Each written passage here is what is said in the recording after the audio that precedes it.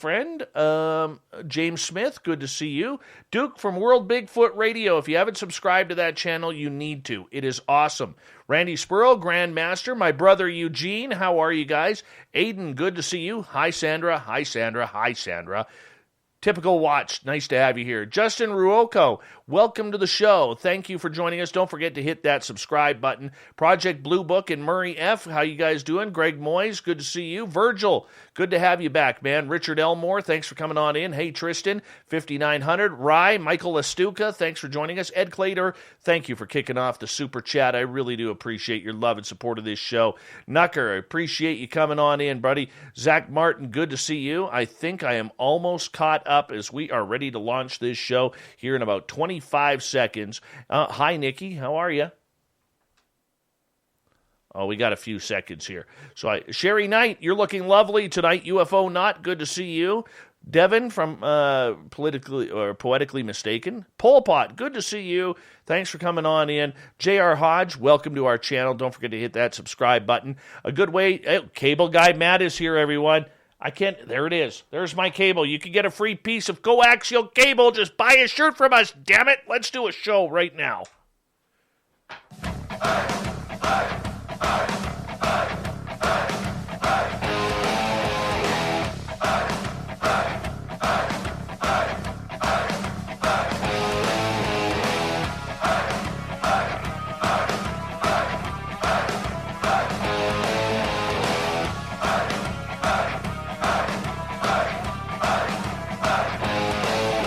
From the mountains of central British Columbia to you listening around the world, this, my friends, is Spaced Out Radio. I am your host, Dave Scott, sitting in the captain's chair of SOR headquarters.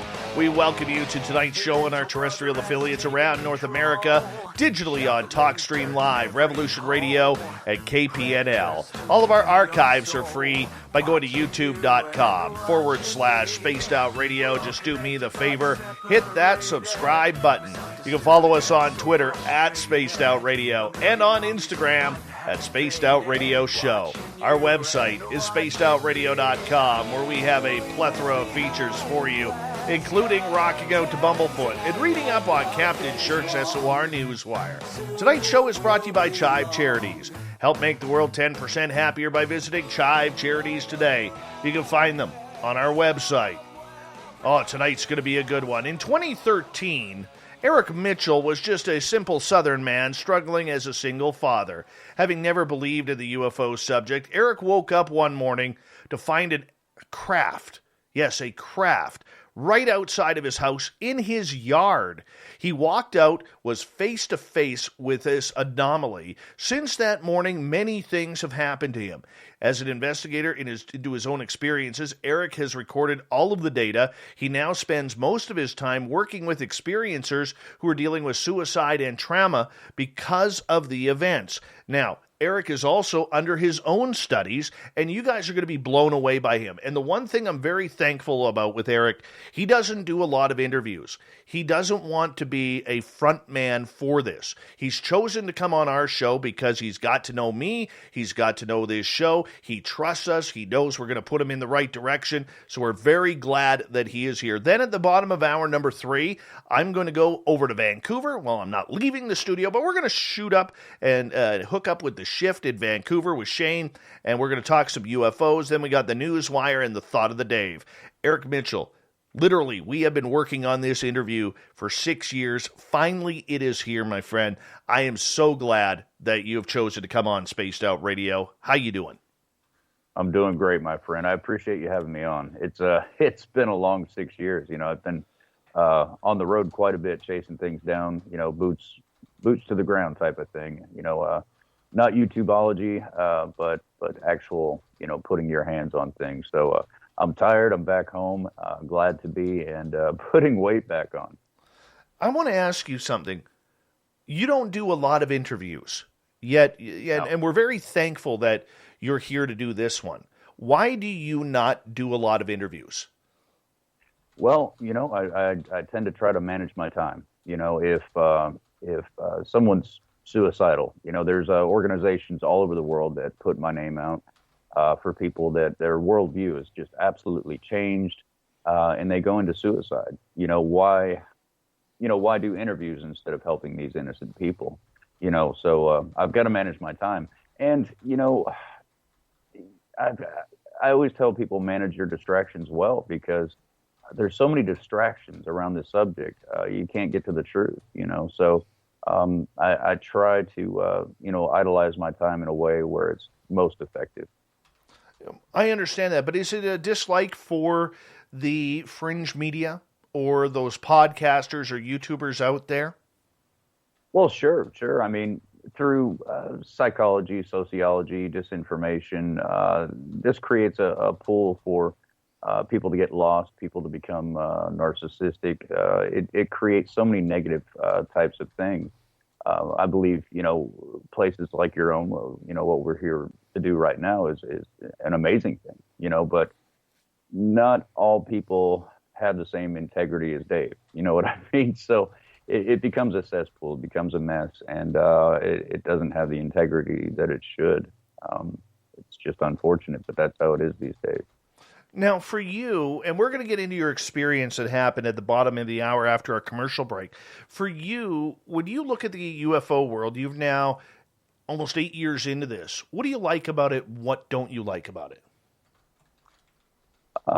Man, I've met a lot of great, genuine people, a lot of wonderful people, and I've also met the other side, where when the cameras are off, they're not so nice, But I believe, and I can almost touch it when you back up and look at it as a whole, that this is social engineering, whether people are willingly and knowingly being a part of it, or they're just, catching wind of how they're supposed to be and how they're supposed to act in this sphere. So they cohere to that instead of themselves and their own integrity.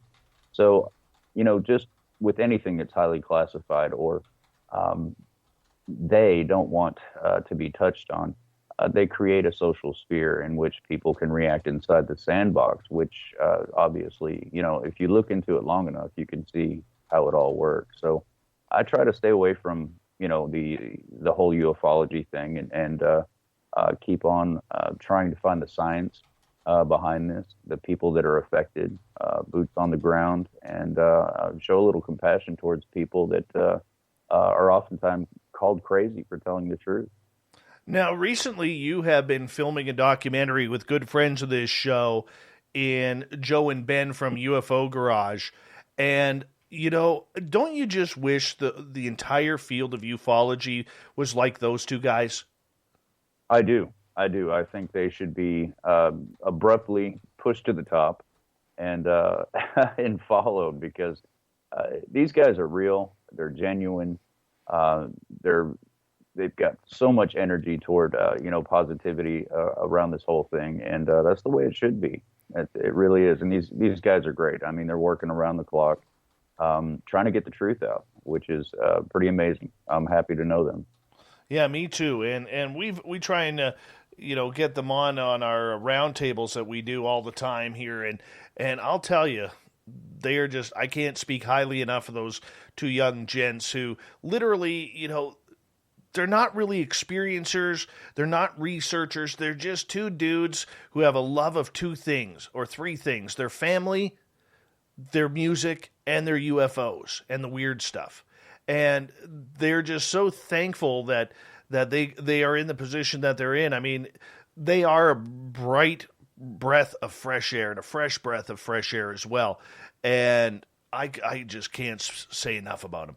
UFO Garage, by the way, if you want to sign up for their YouTube channel, I highly suggest you do. Eric, for you, going into this, filming a documentary, can you let any secrets out about what it's going to be about? Yeah, I can let out quite a bit. We just discussed having someone from Area 51 to be interviewed on there. We're not going to do the typical thing where we have a lot of generals and stuff like that.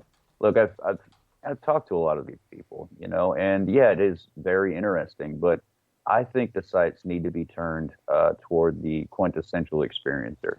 What you and I, Dave, hide in an everyday basis, at the grocery store and our everyday life. We live this type of duality where we can't live a large portion of ourselves.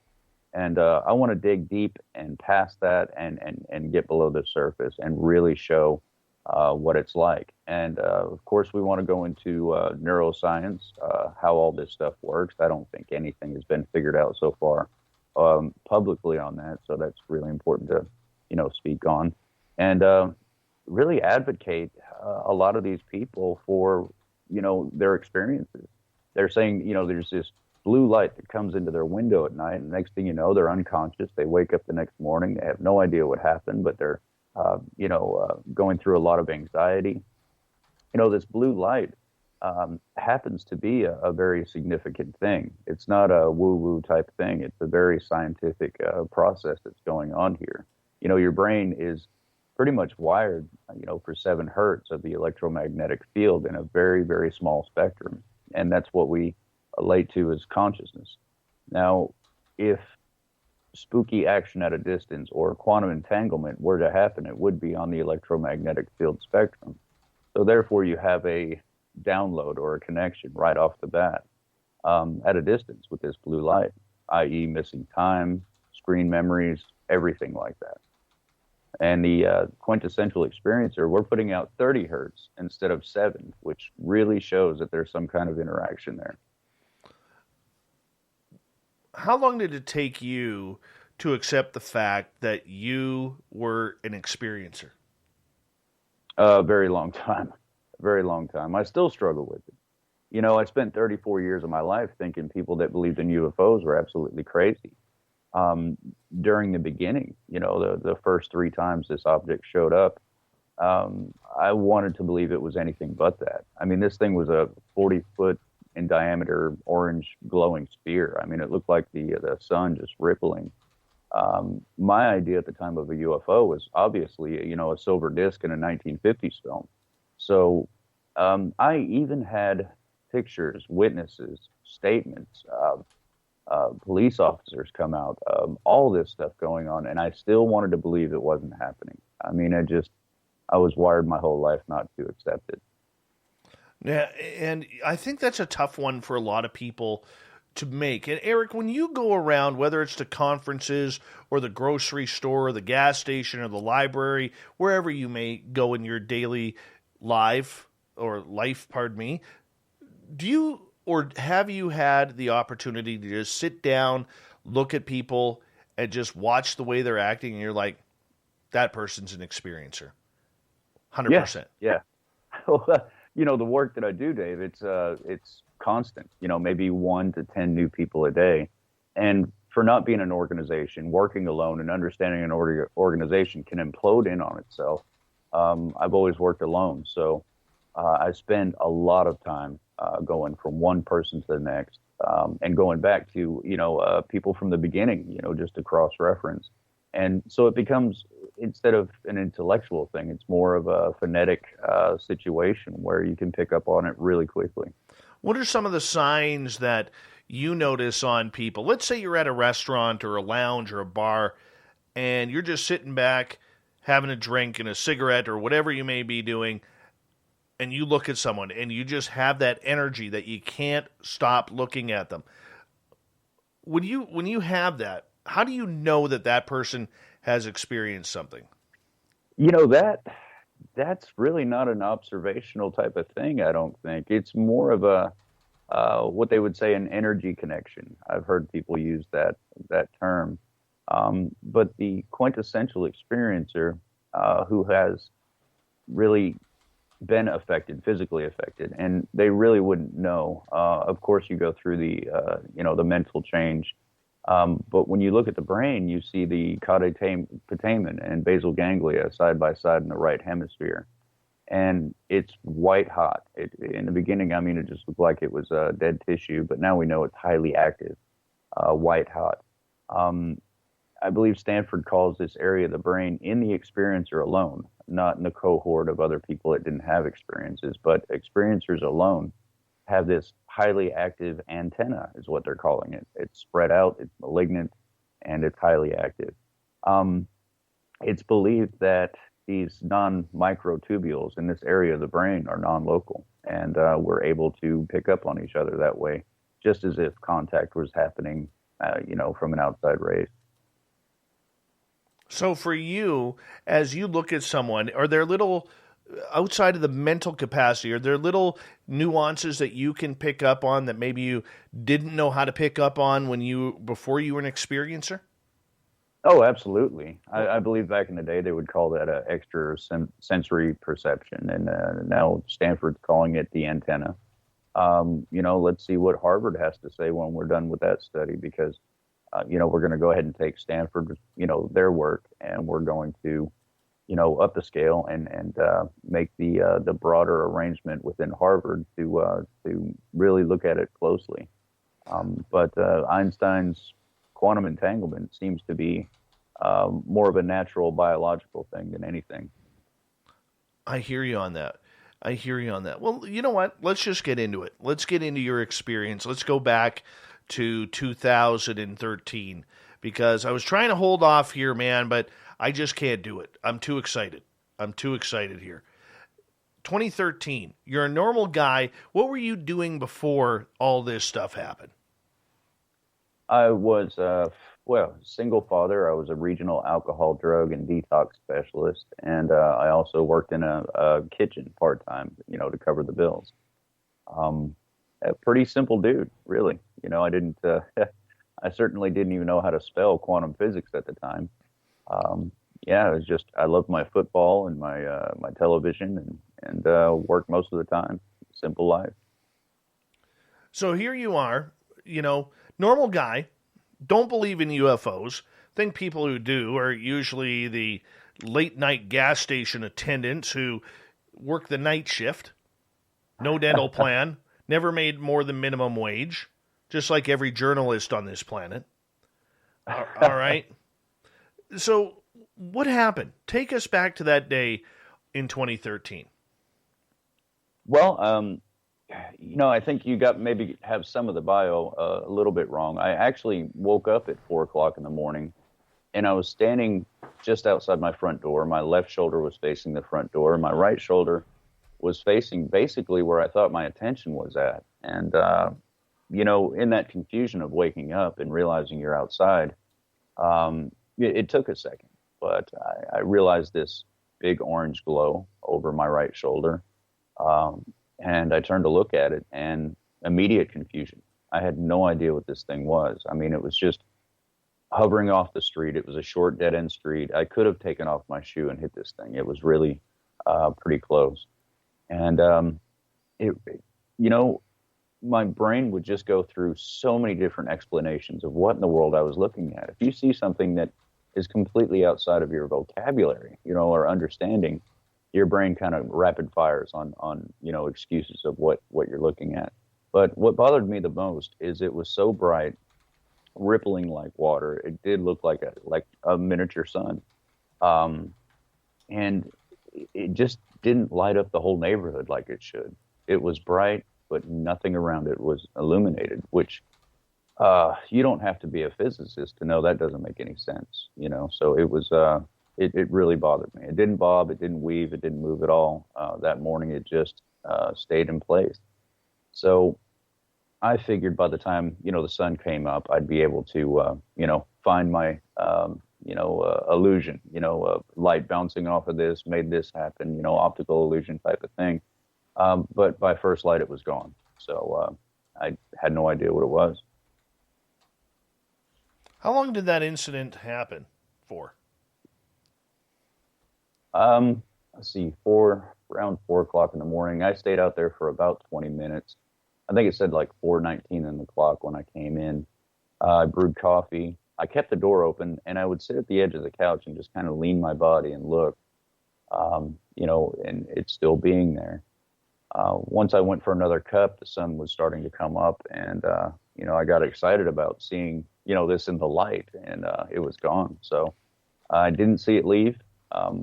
Later on that night, we're going from like 4:00 in the morning all the way to 9:30 that night. So I had went to work, came home, homework with the kids, Pixar film, and I went out for my nightly smoke about 9:30. And I'm pacing the 1-story apartment and having a cigarette, and I'm looking in that area thinking, wow, that must have been ball lightning. I should have took a picture. I should have woke up the kids. And this darn thing turns on really slowly. Like, you hit a light bulb and the light is immediately on. But this thing slowly just came on. Again, for a second time. Yes. And then it started moving, maybe 2 miles an hour tops. It would slowly dim completely out and, come right back on very slowly. And it would do this in a horseshoe type shape, going all the way around the tree line and eventually over my apartment and over my head. At that point, it might have been 10, 12 feet from my forehead. I was frozen. My knees couldn't move. And this is not frozen because I was hit by a, galactic beam or whatever. I was frozen in fear because that's how my brain works. I was frozen in fear. I could not believe what I was looking at. This thing flashed twice very quickly and shot away like a bullet. And I mean, gone within a flash. Now, I kind of braced myself a little bit because I was waiting for, a sonic boom. And I was also waiting for air displacement. Something that large taking off that fast, you're going to hit the ground with air displacement alone, much less some kind of shock. So neither one happened. And that really bothered me.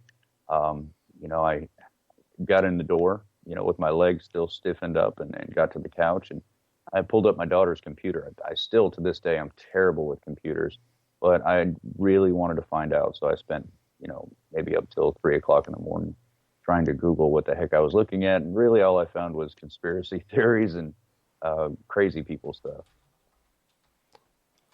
This ball of whatever it is, you say was 12 feet away from you. Give us a description of what it looked like. Well, I wish I could have maybe sent you a picture so we can put it on screen, but it's orangey, fiery orangey, reddish color. Bits of green within the waves that it would move. It just really, just rippled there. It rippled all over the place, completely spherical. And, I think that's the best description I could really give. I mean, people that see solid craft, they can say, well, there are 3 pipes over here, but this thing was just, the Pentagon talks about that low visibility being one of the, major things to look for. If you've got perfect visibility, you're probably not looking at one of these objects. Unbelievable. So here you've got this orange orb that is swirling, inside of it. Correct? Yes. Yeah. Okay. Yeah. I mean, you must have been locked onto this with your eyes, trying to take it all in, and just your brain must have been going crazy at that time. Oh yeah. Yeah. I mean, I really wanted to believe it was some sort of military application. Even talked myself into thinking I had some sort of delusion. I mean, your brain fights this stuff. It does not want to accept it. And, that's the major thing I find in all experiencers is we all have a certain level of cognitive dissonance. We don't want it. We don't want to fight our own mind over this because we have society telling us, you're nuts if you believe or talk about these things, but it happened. It's true. So, your brain tends to fight itself all the time. But when we get around each other, we can drop that shroud and just be okay. It's a very difficult thing to overcome. And like I said, I'm still working on it. I go to the mall and see these people with fanny packs on, and they're talking about the movie they just saw, and they're completely submersed in the born and bred consumerism of society, that there's literally nothing outside that. And, I stand outside that and I watch them. I live in a different place now, consciously.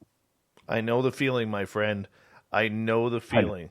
And, we'll get into we'll share some stories here when we come back. Eric, I'm going to get you to hold on as we are going to go to a break here at the bottom of the hour on Spaced Out Radio.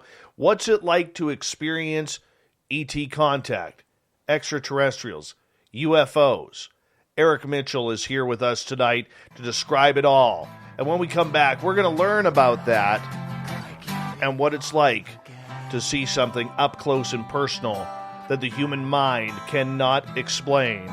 ET Contact, next, with Spaced Out Radio and our guest, Eric Mitchell.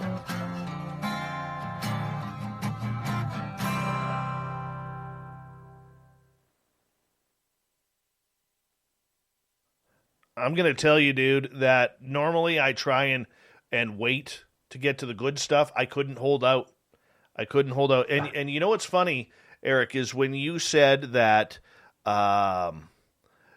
you immediately ran inside, grabbed your daughter's computer, and started looking things up. When I saw the black triangle hovering over my house, I did that exact same thing night after night, and I was so pissed off that none of the triangles that were on Google looked anything like what I had seen that night. And was it a really big one, or? Oh yeah, like football field size? No, not that night. This one, it started off. First off, hi Anne Celine, you're looking gorgeous tonight, and all the way from Australia, we have Ozzy's sister, who's looking absolutely Aussie-rific tonight as well. So thank you. No, what happened with us is I actually, at about 5 o'clock, 4 o'clock that night, I was living in Mission, British Columbia, and I called some friends over and I said, hey, what are you guys doing tonight? Because it was a weekend night, and I think it was a Friday or Saturday. And they're like, oh, not much. I said, why don't you come on over? I got one of those little fire pits that you could put on your patio. And so I had the fire going. I said, why don't you come on over, you and the wife? I got the fire pit. We'll have a fire. Thank you, Science Bob, for the super chat, along with Brett and Ed Clador. Really appreciate the love, guys. Thank you. And anyway, sorry about that. I jump around quite a bit. And I said, why don't you guys come on over? We'll have a beer, and we'll have a fire on my patio, and we'll watch some UFOs fly over. And they're like, really, UFOs? And my buddy Chris says, what do you mean UFOs? I said, I just got a feeling. And then that night, it was about 9:30 at night where we saw this orange rod with 2 silver orbs, so it looked like an old school dumbbell. And it flew from southeast to northwest. And my friends were like, how did you know that was going to happen? I said, I have no idea. No idea. I said, but I have a feeling we're not done yet. And that's it. 20 minutes later, dude, you know when you're taking a drink from a bottle of beer and you kind of tilt your head back? I tilt my head back, and I look, and something catches my eyes above me. And I look up, and I said to my friends, I said, what the fuck is that? We're off the radio show right now, so I can talk like that. And my friends are like, what? And I pointed up to the air, and I just kept on F this, F that. And there above us, absolutely silent in the sky, was a black triangle, and the entire undercarriage was lit up by orange rods connected by silver orbs. Yes. And I was like freaking out, and it flew north behind us. It flew north, and it was like a door opened in the sky, and it slowly started to disappear from the front tip all the way to the back until it was gone. Oh, Dave, I got a video I got to show you. I filmed something very similar. Oh, God, I got to see that, dude. I got to see that. It was a big triangle. It was lit up, and here's these balls detaching from the bottom of it, and it would shoot out the back of it, maybe 50 feet, and it would slowly curve and go straight up into the sky, and they would sit there like stars, just sitting there like stars. You wouldn't know the difference if you didn't see them. Dude, I look forward to that. But here's this 6'5", military man from Wright-Patterson Air Force Base, did 2 terms there, good friend of mine, and he's crouched behind me, and he's got a full handful of shirt and a full handful of chair, and he's got this high-pitched voice, saying to me, "Oh my God, Eric! Oh my God!" You know, he was scared out of his mind. Yeah. And, My friend's wife was like that too. She was cowering on my patio because she grew up Catholic, and she was throwing Hail Marys everywhere. wow. Oh, dude. Yeah, I mean, it's amazing what you can get used to. But Oh, yeah. I've lived in a lot of neighborhoods now. I think I've moved about 6 or 7 times, and every single neighborhood has been Active. yeah, very disturbed. The last place I just moved from, my neighbor was a preacher, and I caught him burning his own religious books in the backyard after an incident, and he quit preaching. 1 second here. We're on in 10 seconds. Thank you, Holly, Science Bob, Brett, and Ed for the super chats. Don't forget to hit that subscribe button if you're new. Here we go.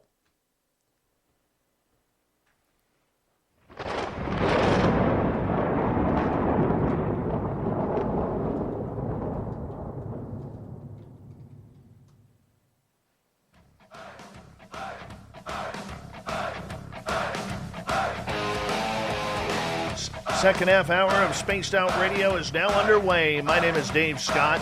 Thank you so much for tuning us in. We really do appreciate earning your listening ears. We want to remind you that if you missed portions of this show or others, check out our free archives by going to youtube.com/Spaced Out Radio. Just do me the favor, hit that subscribe button. Our website, spacedoutradio.com. We have a plethora of features for you, including rocking out to Bumblefoot and reading up on Captain Shirk's SOR Newswire. Follow us on Twitter at Spaced Out Radio and on Instagram at Spaced Out Radio Show. We continue on tonight with The Experience, an alien experience with Eric Mitchell. Now, Eric doesn't do a lot of interviews on this topic, but he's chosen us tonight because he's got some words that we're going to learn about. Eric, welcome back. Oh, thanks, man. Hey, I appreciate you. I really do appreciate you coming on in. Now, right before the break, we started learning about your experience, about this orb that showed up one morning at 4 o'clock, and then it was there later on in the day, almost like it had been waiting there for you to get back from work or wherever you had gone. And I got to ask you, in regards to when you saw this, did you think at that time that it was alien descent? Oh, gosh, no, absolutely not. I mean, that was the last thing on my mind. It really wouldn't be in the vocabulary. You know, that's something that, no, I had no idea what it was. But at that point, you know, that morning, it was a thing. You know, that evening, I had, you know, talked myself into believing it was maybe a ball lightning or something. You know, I had some sort of an answer. But when it showed intelligent control, it just blew my mind, Dave. I mean, my little world just exploded because I couldn't fathom what it was. And it definitely wasn't going to be a UFO in my mind. Because, you know, here's this orange, you know, fiery ball looking like plasma, you know, that wouldn't be, you know, in my mind whatsoever as a UFO.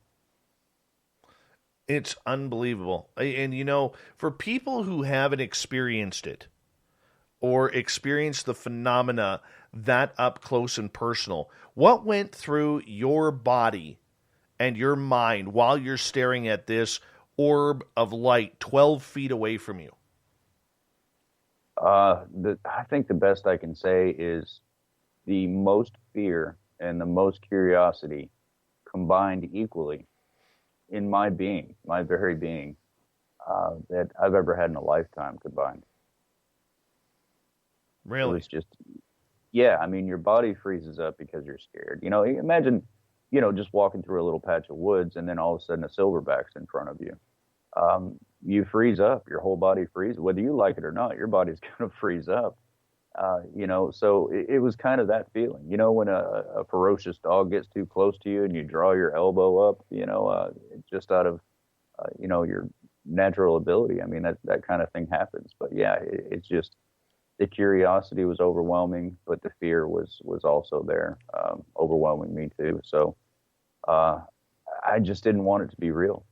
I had my life figured out, you know, and that was a big changer for me. You know, the very next day, and I don't know if it's a coincidence or not, and I really can't go after it scientifically quite yet. But my water pump had gone out in my car. I'm not going to lie. Your dog just scared the daylights out of me barking there. That is awesome. I literally jumped, man. I literally just jumped. Yeah, I think, he's protective. You have pets as well. I do apologize about that. Oh, no worries.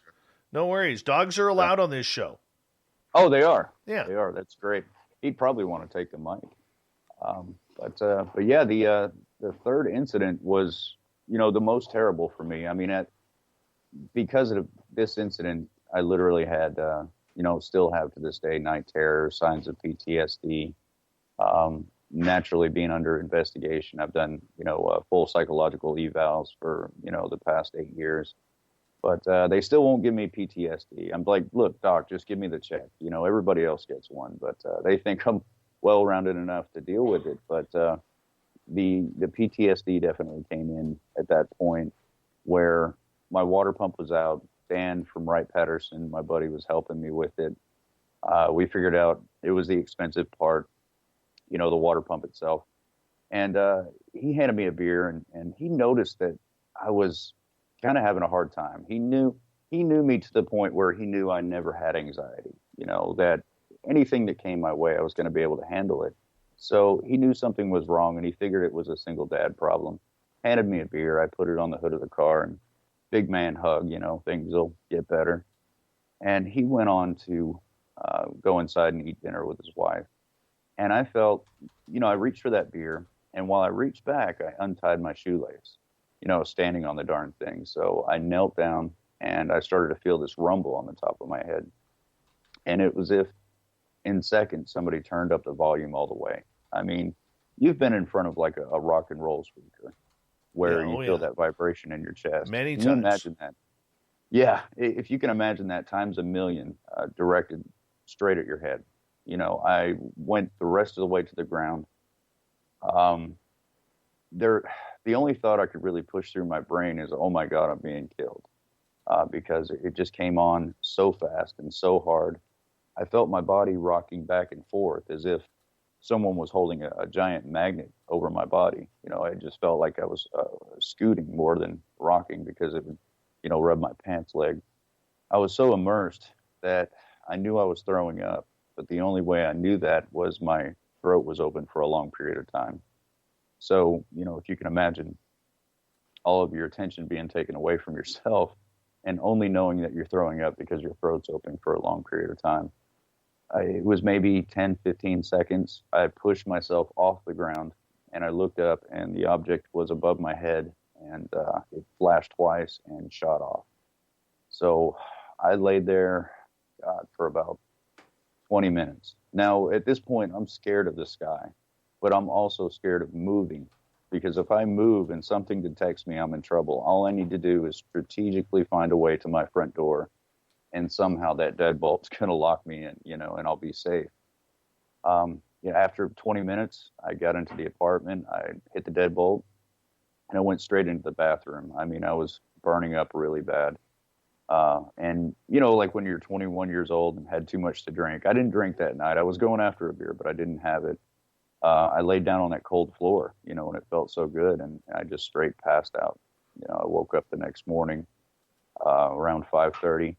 And I was covered in blood. My nose had been bleeding. My left ear had been bleeding, and I had vomit all over me. And I crawled in the shower fully dressed, and turned the shower on and just laid there, until the water ran out. It was terrible. It was absolutely terrible. So, do you think you were taken? I do. I don't know. Within those 3 instances. I mean, waking up outside is a questionable thing. I mean, it could have been sleepwalking. But later on down the road, when things got more heated up, I think, I did wake up one morning with my daughter screaming. And at that point, I was sleeping on the couch. I had flashlights. I had a loaded 380 under my pillow. I was ready for anything that came through that door. I mean, that's how terrified I was. There were so many things going on. High strangeness, about that, Dave, where electronics are turning on and off, light bulbs are popping. It's almost like being haunted, and, so I run into my little girl's room, and she's screaming, sitting up in bed, and the next gasp of air, you could tell she was trying to scream, and you can see her tongue move, but nothing was coming out. I mean, she was terrified. And she had holes, like, not bug bites. I mean, this is, a person would first think that, but when you see the pictures, I mean, these holes were so big and deep in her arms, just from the elbow to the shoulder cuff. And you can fit a drop of water in each one of them. And I stopped counting at 178. But before I started counting anything, and her trying to scream with her mouth open but couldn't, she pulled her finger out and touched my arm. And I looked down at my arm, and there were holes in my arm as well. So I immediately took her, and at the time I'm talking to MUFON, the state director of MUFON, Barry Gond, and he's telling me over the phone, he said, you're going to have to accept the fact that this is going on with you. I've been talking with him.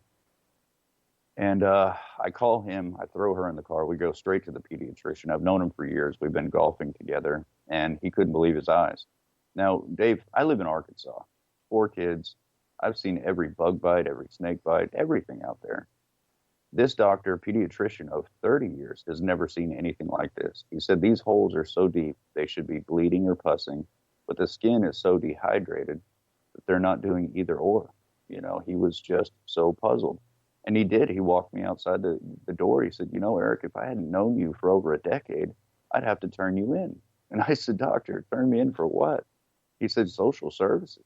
He said, this is not something you're going to find for bug bites. This is mutilation, And I was like, doc, I mutilate myself and my own kid. Are you kidding me? I just want to know what happened to us, So he was floored. He could not believe. We had to go back a couple of times, and he could not, to this day, believe, what he had witnessed on my body. So it was more. If I got into any more details, I would not be able to adequately finish the interview and speak properly, if you know what I mean. Now, at this point, a parent's worst nightmare is not being able to be in control of what's happening to your children. We will do anything to the nth degree to protect our children. It's one thing for anything to mess with us as adults, but it's a different ball game when it involves kids. I mean, you must have went in rage from 0 to 100 within a second. I did. There was so much going on inside me, but I mean, you know what?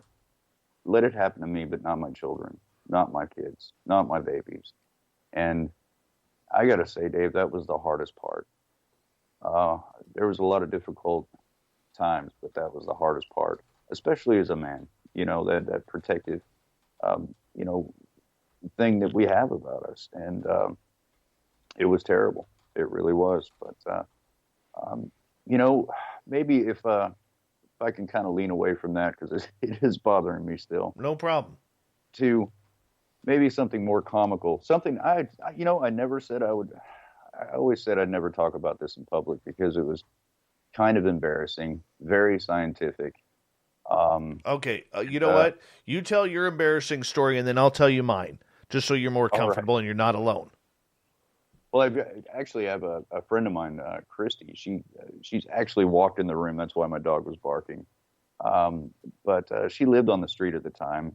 She had missing time with me. She's seen these objects. Maybe I'll have her on the show sometime, talk about, she's looking at me funny. I'll have to bribe her with M&Ms. But yeah, she came around the corner and she was celebrating. And I hadn't drank in a while because, kids, you don't want to, be inebriated. But I had some drinks and we talked and I got the kids to bed and everything. And I was sitting up late and I remember I had some rum in the freezer. So I got some rum out and I took, had some more drinks. And, you slowly get into that poor little me when you've had too much to drink. And, I wasn't used to it anyway. And it just became like I was crying. My life was torn apart. I was finally, releasing all those emotions that I was holding in. And I got that damn feeling. And I knew that, the object was outside. You know, like 99% of everybody gets that feeling to look up, and they look up. And as this progressed, it got stronger every single time. I'd know every single time I'd go to the door, the kids would run to the door with the cameras. This particular night, I was alone, and I was pissed. And I was inebriated, Dave. I mean, I was drunk. I was walking sideways. And I go outside, bottle in hand, and instead of opening the door, turning around, and looking up above my apartment, I paced like I was a Wild West guy. You know, I was pacing away from it. I turned around, and I vocally did this. I was yelling and screaming at this object. Drunk. I dropped my bottle. It shattered on the ground. You destroyed my life. Why me? Why are you doing this to me?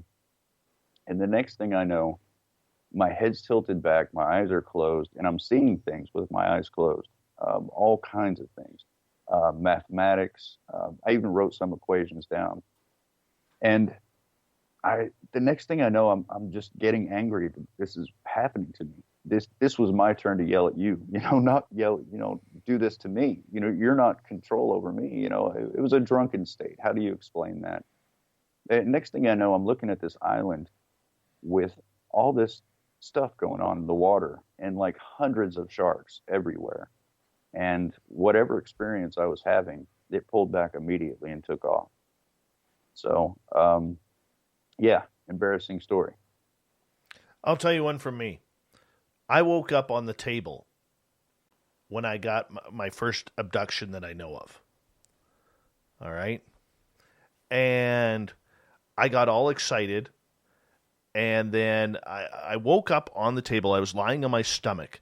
And as I brought my head up, I looked to the right. It was dark, but I saw light coming from the other side. So I turned my head to the left, and that's where I saw three little gray dudes in silverish black bodysuits. Kind of like the bodysuits on Sprockets, you know, and I got a couple members of them in my audience in FAP and Vin on YouTube. Anyways, I put my head back down in this donut, like you're put your head on a massage table, and I felt this little hand go through my hair, and I knew one was at my left shoulder, and that's when I felt them cutting open the back of my head. And I felt the guy in front of me pulling the skin over towards my forehead. And then I heard the saw, dude. And I started screaming my head off. Screaming my head off. And it was so weird because in that moment, I heard my good friend Samantha Mowett's voice say to me, Dave, it doesn't hurt. Just walk away from the pain. It doesn't hurt. You're going to be okay. And at that moment, everything started to tickle. So here I am getting my head cut open. They're trying to implant me in the back of my head. And I feel the skin. The one guy is still pulling on the skin towards my forehead. And, dude, God is my witness. I swear on my children's lives on this. And this is where it gets funny. Lorian Fenton, a good friend of yours and mine, cracks up every time she hears this story. I had to pee. And I had to pee bad. You know when you were at the bar with your friends and you're coming close to breaking the seal and you're trying to hold off as long as possible because you know you're going to be going to the bathroom about every 7 minutes after that? You know? Yes. So you're holding off on breaking the seal? Well, dude, I started screaming at them. I got my head in this donut, and I'm yelling at them. I said, guys, you got to hurry up and get me back. I got to pee. I'm going to piss all over this table if you do not hurry up. And I started screaming at them, you got to get me back, guys. I got to pee. I got to pee real bad. And I could feel them getting really, really anxious, like they're speeding up, right? And the next thing I know, I wake up, my face is buried in my pillow, I'm on top of my blankets, I never sleep on top of my blankets, I never sleep on my stomach. I'm always on my side.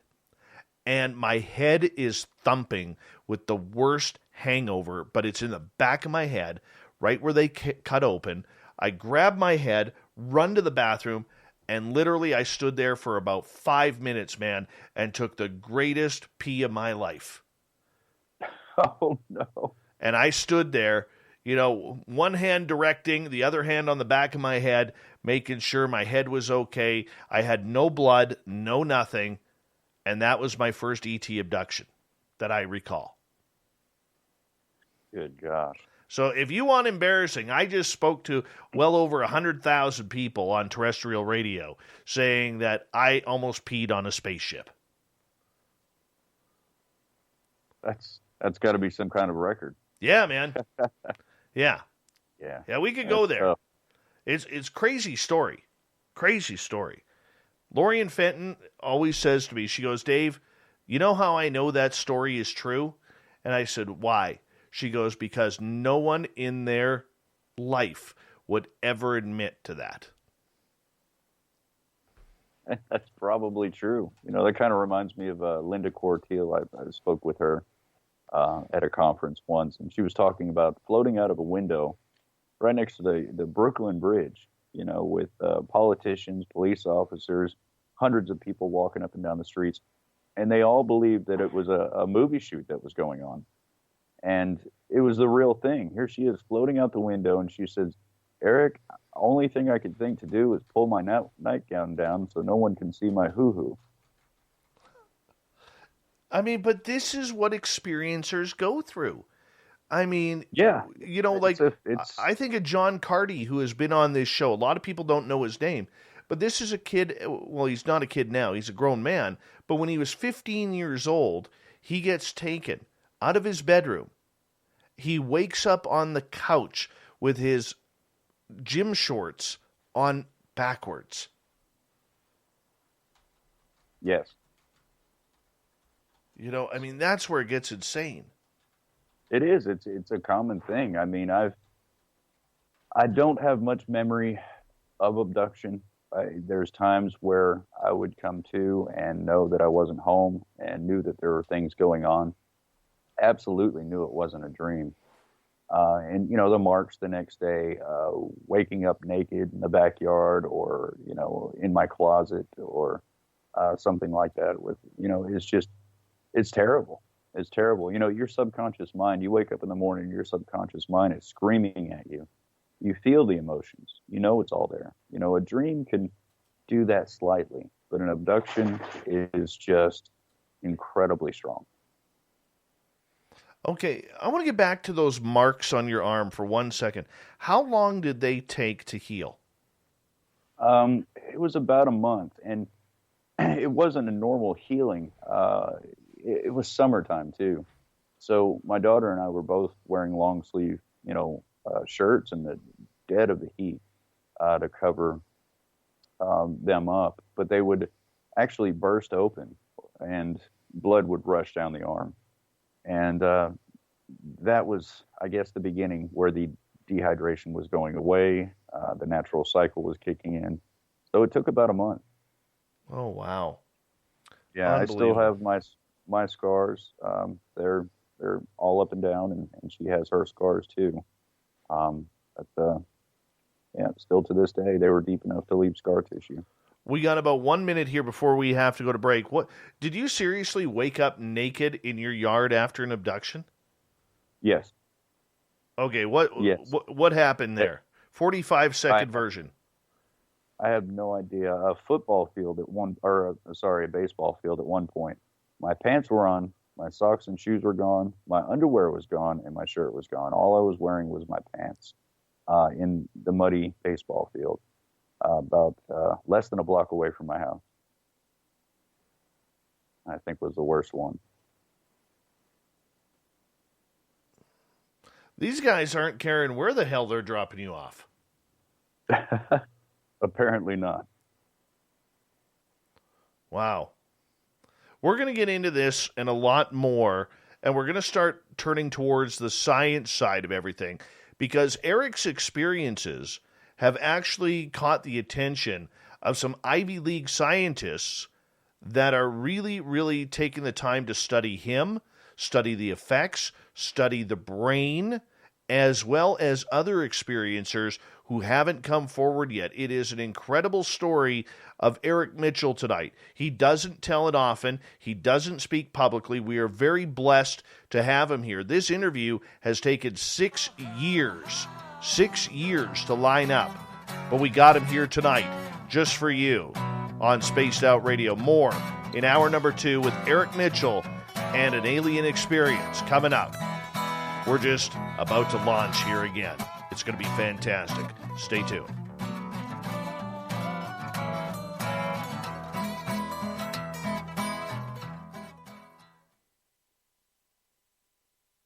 All right, buddy, I'm just going to run in and take my dogs out. I'll be right back, okay?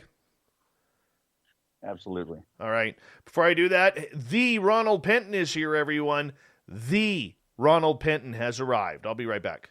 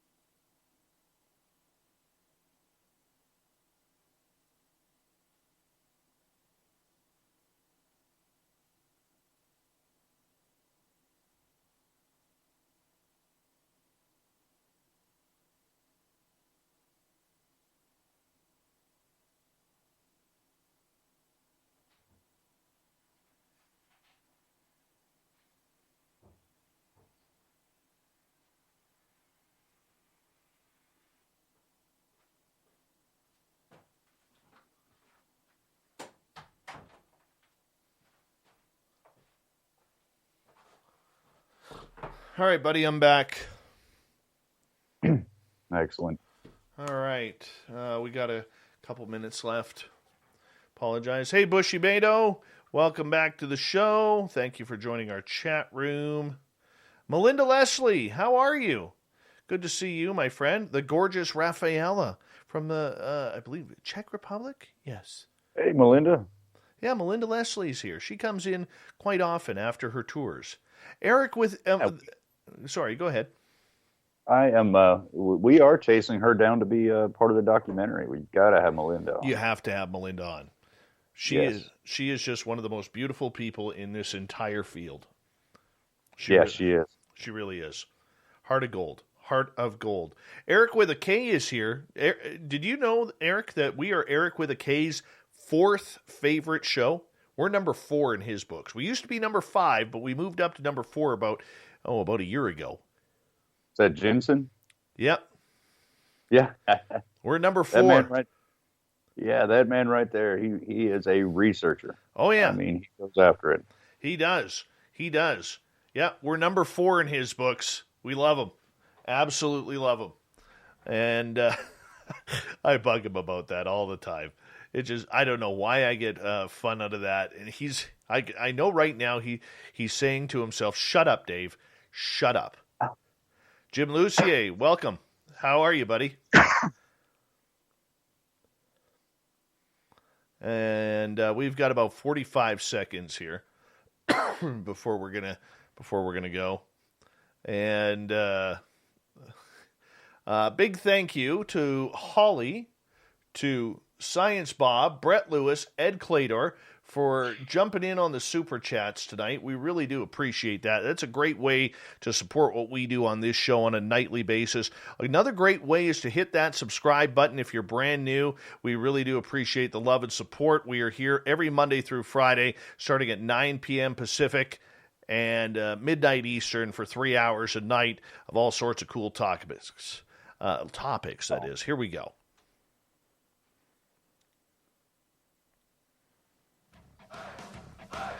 You're listening to Spaced Out Radio with Dave Scott. Follow Dave on Twitter at Spaced Out Radio and on Facebook, Spaced Out Radio Show. Here we go with hour number 2 of Spaced Out Radio tonight. My name is Dave Scott. Thank you so much for taking the time to tune us on in. We welcome back everyone listening in on our terrestrial affiliates around North America, digitally on TalkStream Live, Revolution Radio, and KPNL. All of our archives are free by going to youtube.com/Spaced Out Radio. Just do old Davey the favor, hit that subscribe button. The Desert Clam has set the password for tonight in the SOR Space Travelers Club. Ishkabibble. Ishkabibble is your password. Use it wisely, space travelers, as the Clam sets the password each and every night right here on Spaced Out Radio. Our website is spacedoutradio.com, where we have a plethora of features for you, including rocking out to Bumblefoot and reading up on Captain Shirk's SOR Newswire. Follow us on Twitter at Spaced Out Radio and on Instagram at Spaced Out Radio Show. We continue on tonight with Eric Mitchell, an alien experience. This is a man who, out of nowhere, started having ET experiences. He is now being studied by some major scientists in the United States about what is going on with his ET contact. Eric, welcome back. Glad to be here, my friend. Dude, before we start, I have to say this. All right? This doesn't really involve you, but it involves the show. 6 years ago tonight, I was broadcasting a show on the topic of Buddha, of all topics. And my guest that night was a gentleman named Harvey Kraft. And at my old house, where I was still on Blog Talk Radio, not on terrestrial radio, here I was doing the show. And I had a studio set up right beside my front door. And I had a rancher-style house. You know how they have the big bay window in the front, then you got your front door, then you got your little bedroom, and then you got your garage. That's kind of what the front of my house looked like. And for some reason, I'm somebody who always has the outdoor lights on, and I always have one of those houses where anybody can come over at any time. All right? Didn't matter. So, at about this time, 6 years ago, I started seeing something move out of the corner of my eye outside the window. And I was like, oh crap, somebody is here. They've forgotten I got the radio show. They're going to knock on my front door, and my dogs are going to go crazy. And now all I'm going to have is barking in the background while my guest is talking. And I'm thinking this as I'm introducing Harvey to the show. Our show was only 2 hours back then, from 10 till midnight. Now we're 3. And I didn't hear any barking.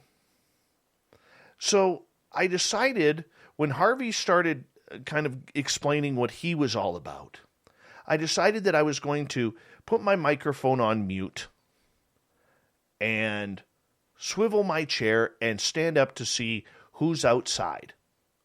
I didn't know if it was a friend, somebody maybe trying to break into my vehicles, or what. I didn't know. So I swivel my chair, my eyes focus on the darkness outside the window, and there is where I see this giant gray head with 2 almond-shaped eyes staring back at me. Tonight is the anniversary of Carl's appearance at Spaced Out Radio. So, Carl, wherever you are in this universe, we're calling you back.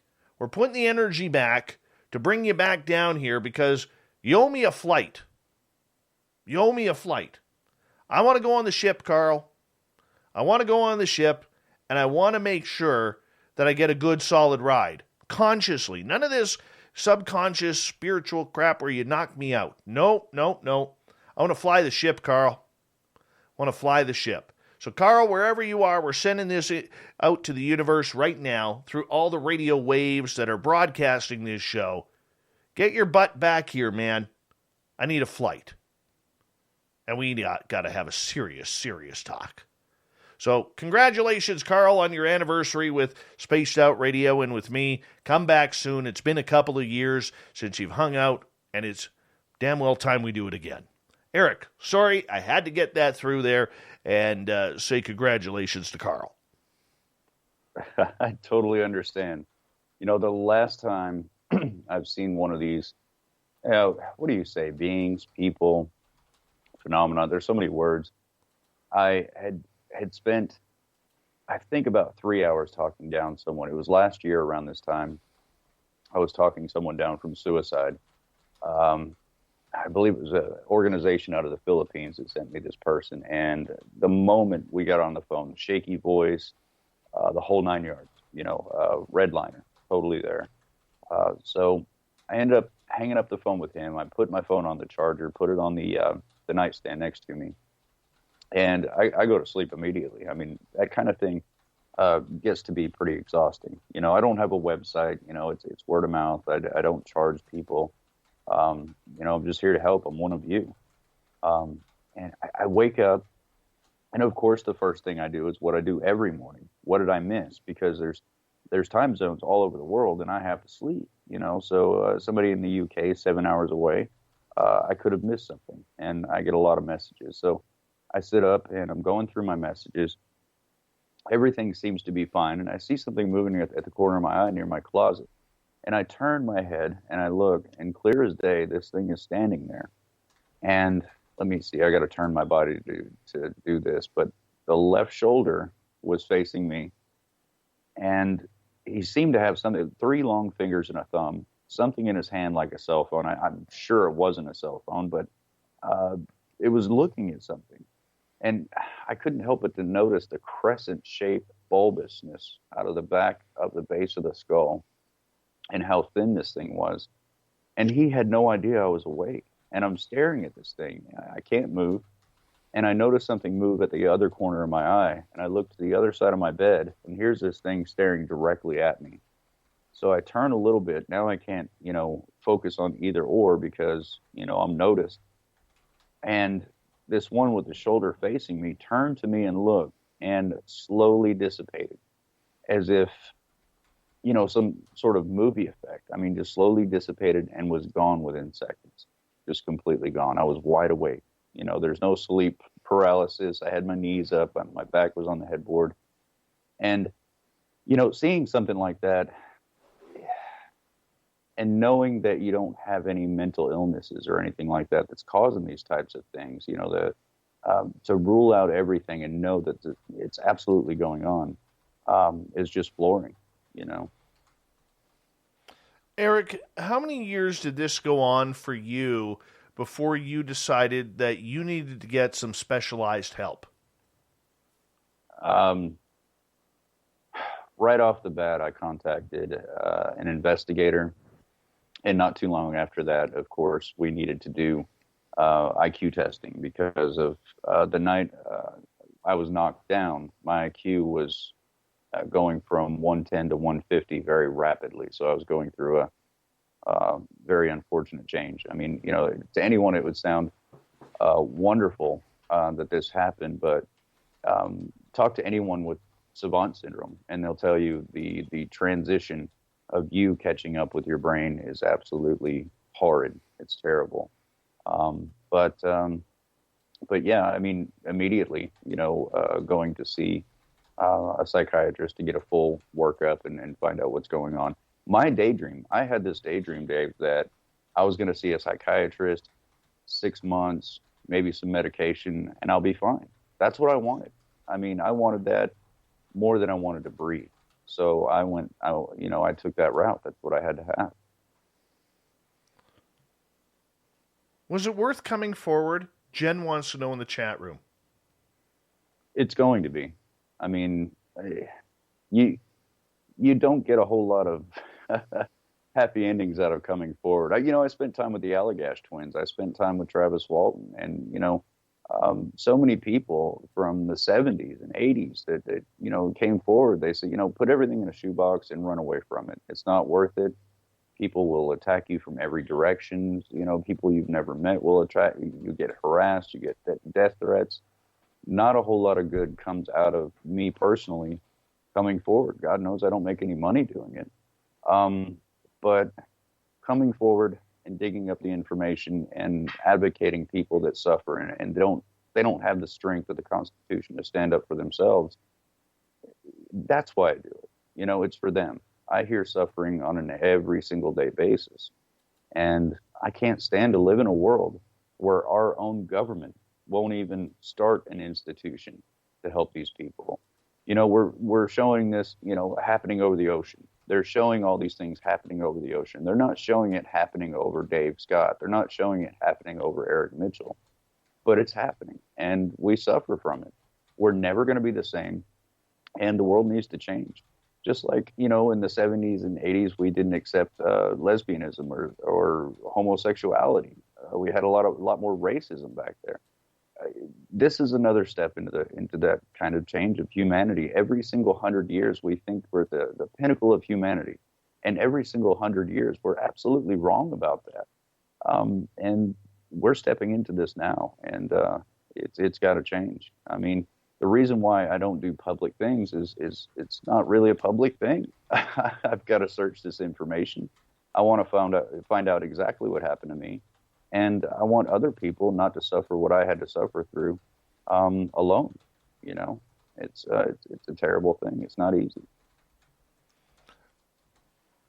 At first, you contacted MUFON about your case, and they took it very seriously. How did it blow up to where we are today with major scientists wanting to know about what is happening to you?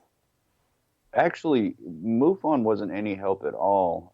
The lady on the phone told me to fill out a report online. I told her I was terrible with computers, didn't know how to do that.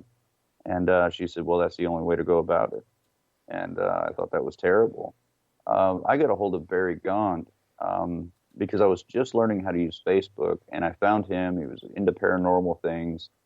I wanted to ask him some questions. I had no idea that he spent a lot of years in MUFON. He actually was not in MUFON at the time. He had a falling out, left MUFON for a little while and got back with them. But he still went through the proper channels and everything like that. As far as, studies and things of that nature, my brain is physiologically different, so naturally anybody interested in that would want to study this. But once I heard about Dr. Gary Nolan's work at Stanford. I had to get some emails out there, and I contacted some people in Harvard that might be interested in doing some sort of study that way. Now, we know that 7 hertz is a basic understanding of the human mind. You're going to find 7 hertz when you're studying the brain. The average experiencer is around 30 hertz, which is very interesting. Why is it producing more of an electromagnetic field in synapses in the caudate putamen and basal ganglia? That's something I really wanted to know, especially since when I was looked at by Barry Gond, I was putting out 1,590 hertz at will, at sheer will, at better control than my voice. So that was pretty alarming, for him. So that needs to be studied as well. But I think I'll hopefully kind of bridge the gap between these two studies and maybe up the ante a little bit. But yeah, I mean, it's really hard for academics to want to look into this, but when you show them something miraculous, they kind of tend to pay attention. Now, you and I, Dave, we're at the knowledge of this stuff. We know, we can't explain what has happened to us, but we know it's happened. So if we get these scientists to back engineer and learn the science about it, we're the pinnacle. We're at the end. We need to drag them along through all the mud so they can find all the bells and whistles. If we go back to when I was knocked down, I felt like a magnet was dragging over me. Did you know the iron in your blood was negatively charged? So if you have a high electromagnetic field above you, it will feel like a magnet rocking you back and forth. I had no idea. All the stuff that was woo-woo to me is now scientifically proven. I had to wear reading glasses to see far away and up close after that incident. Just happens that, a high electromagnetic field will push and pull on the magnetites in your eyes at the same time, giving you both farsighted and nearsightedness at the same time. The positively charged, what was left of my blood was drawn to my shoulders, which looked like a burn, but it wasn't a burn. It was just that magnetism drawing it to my skin, and it left a rash for a while. So all those things that, I thought never could be explained, have been. But, the major thing is, Harvard getting this study funded and ready to go. They are informed. I've spent the last year and a half, going back and forth. They're better informed, and gosh, they are really good at what they do. They're already talking about non-local microtubules. They understand how all this stuff is. Now it's time to really take a look and get some of the best experiencers we can to first and foremost play the lab rat. I know it sucks, but after that, rent out a hotel room and tear out the walls, because every time we get together, it's an amazing time. So for you deciding that you wanted to be, to use your terms, a lab rat in finding what is going on with you, how did that play out? How did that happen? Because you were involved with a study being done at Stanford University by... No, I wasn't involved in the study. Okay. I heard about the study and, got the information, passed that along to Harvard University as well. Okay. But I was the guy that bridged the gap between the two colleges. Okay, now I thought you were working with Dr. Gary Nolan. Nope. No, I have not. There are rumors of that, but straight from the horse's mouth, I've not been working with him. I didn't participate in his study, but I was willing to bridge the gap between the two colleges and give Harvard the extra amount of information, the information that I know to be true as an experiencer, how all this stuff goes on. So they know where to look now. They know how to study it now, and they're ready after a year and a half of very long conversations that they know what to look for. The caudate putamen, basal ganglia, the hertz, the DNA, everything. So it's going to be the best study ever done on experiencers. Now, how did you reach out to these Ivy League schools? There were some inquiries through different organizations like Starborn Support and things of that nature from several colleges all over the world, actually. There were some from Texas, and I was referred to a guy that was from Harvard. And I thought, well, if he's interested, I'm gonna make sure he has everything he needs. And I did, in the back of my mind, believe that I would sound like a complete nutcase to the guy.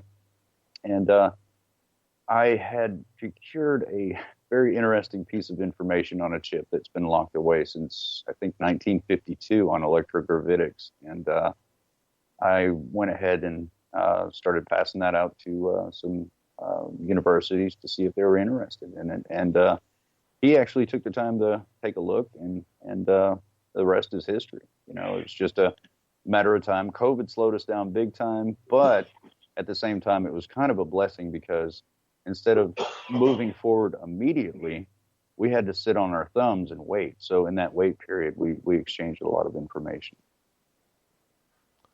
Why has your case got such attention from scholars and scientists alike? Well, I think it kind of bridges the gap.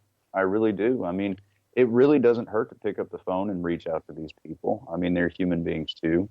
I do have, brain anomalies. I do have a DNA anomaly. Here's a weird thing, and this is going to, make a few people think.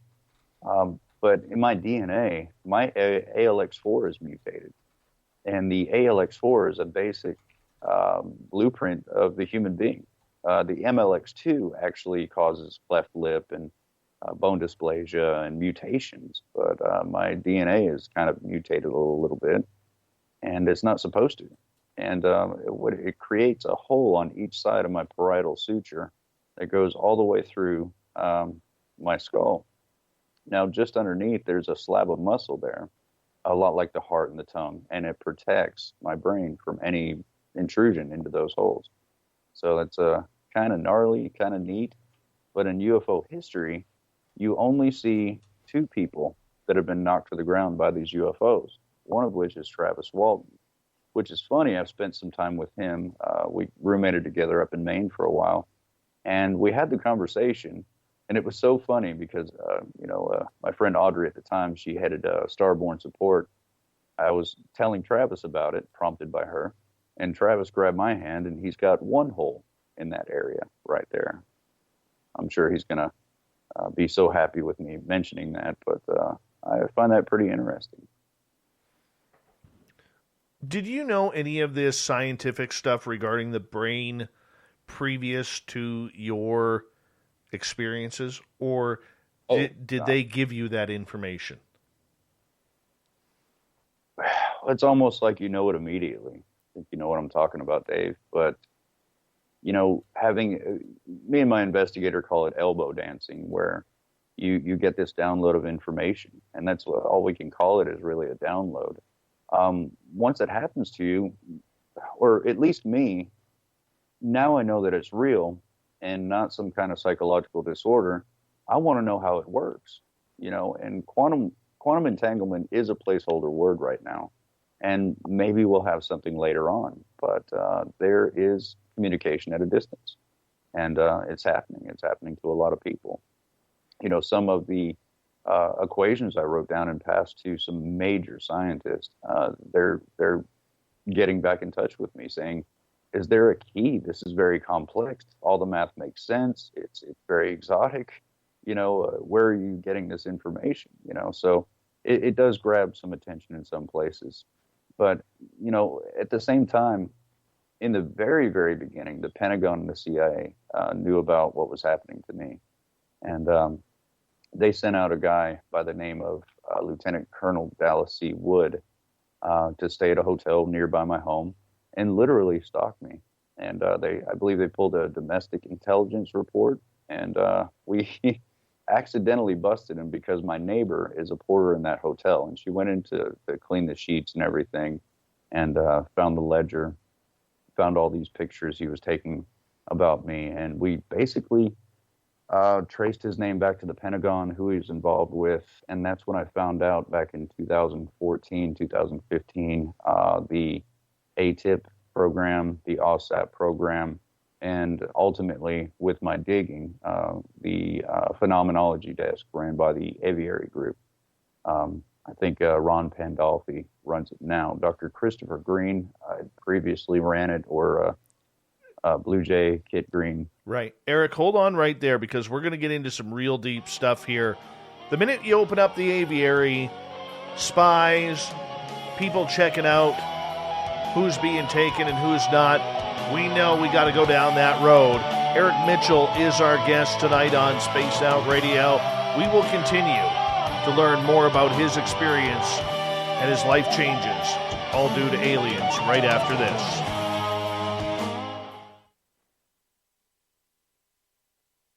Sorry, dude, I was right into the conversation and I lost track of time. I know how it is.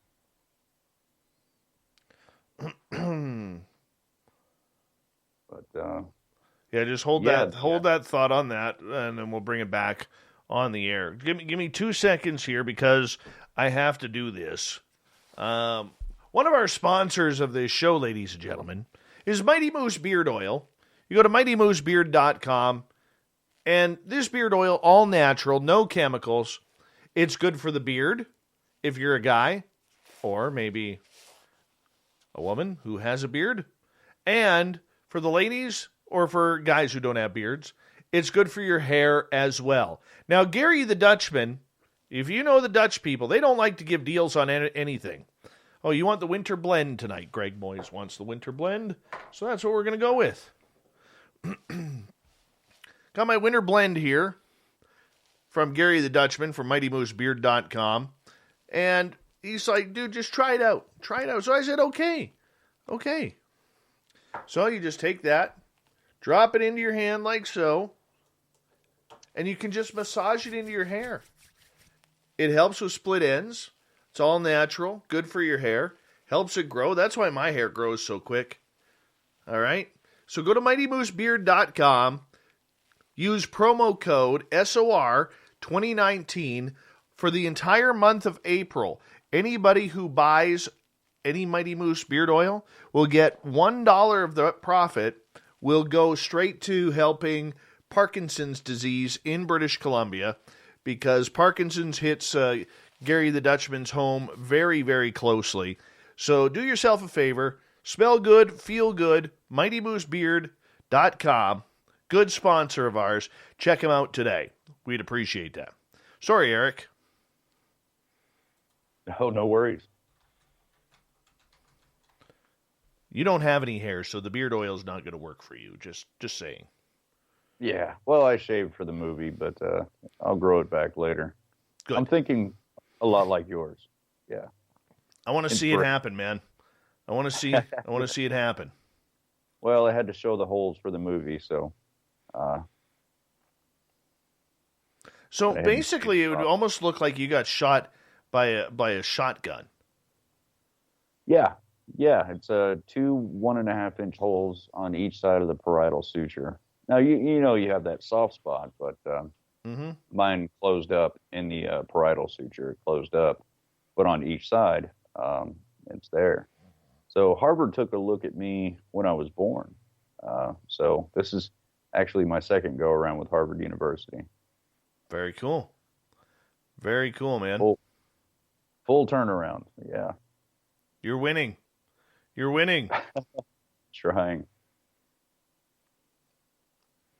That is awesome. That is awesome. Hey, I'm having definitely. Go ahead, buddy. Sorry, go ahead. Oh, I just have one of those lives that I constantly can't believe I live. It's amazing. It really is amazing. Like dude, I feel the exact same way. And I used to worry about what people thought. I'm sure you did. You used to worry about what people were saying, because, like anybody, there's always going to be the critics out there who are trying to bring you down. And I just got to a point where I just said, you know what? I really don't care. Yeah, I don't even deal with that kind of thing. If there's a rude remark or, you don't see intelligence there. You really don't. And, I prefer to have an intelligent conversation. So when someone starts doing that online or something, I just ignore it. But every once in a while, Dave, I do kind of bite the knuckle and throw out a paragraph or two that people enjoy reading. I know you do. I've caught a couple of them. Oh, you have? Yeah. When you speak, I kind of listen. I appreciate that, my friend. I try my best. I'm after the truth, and anything else is just a waste of time. That's true.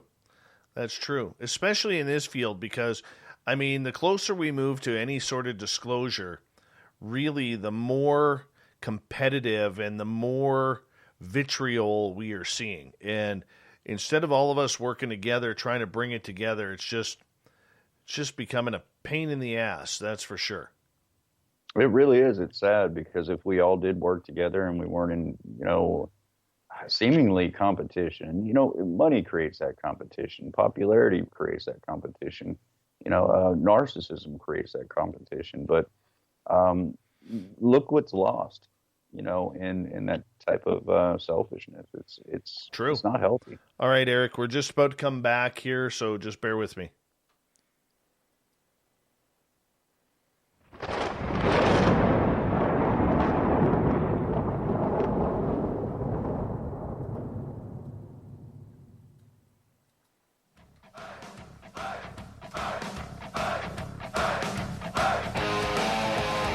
We passed the halfway point of Spaced Out Radio tonight.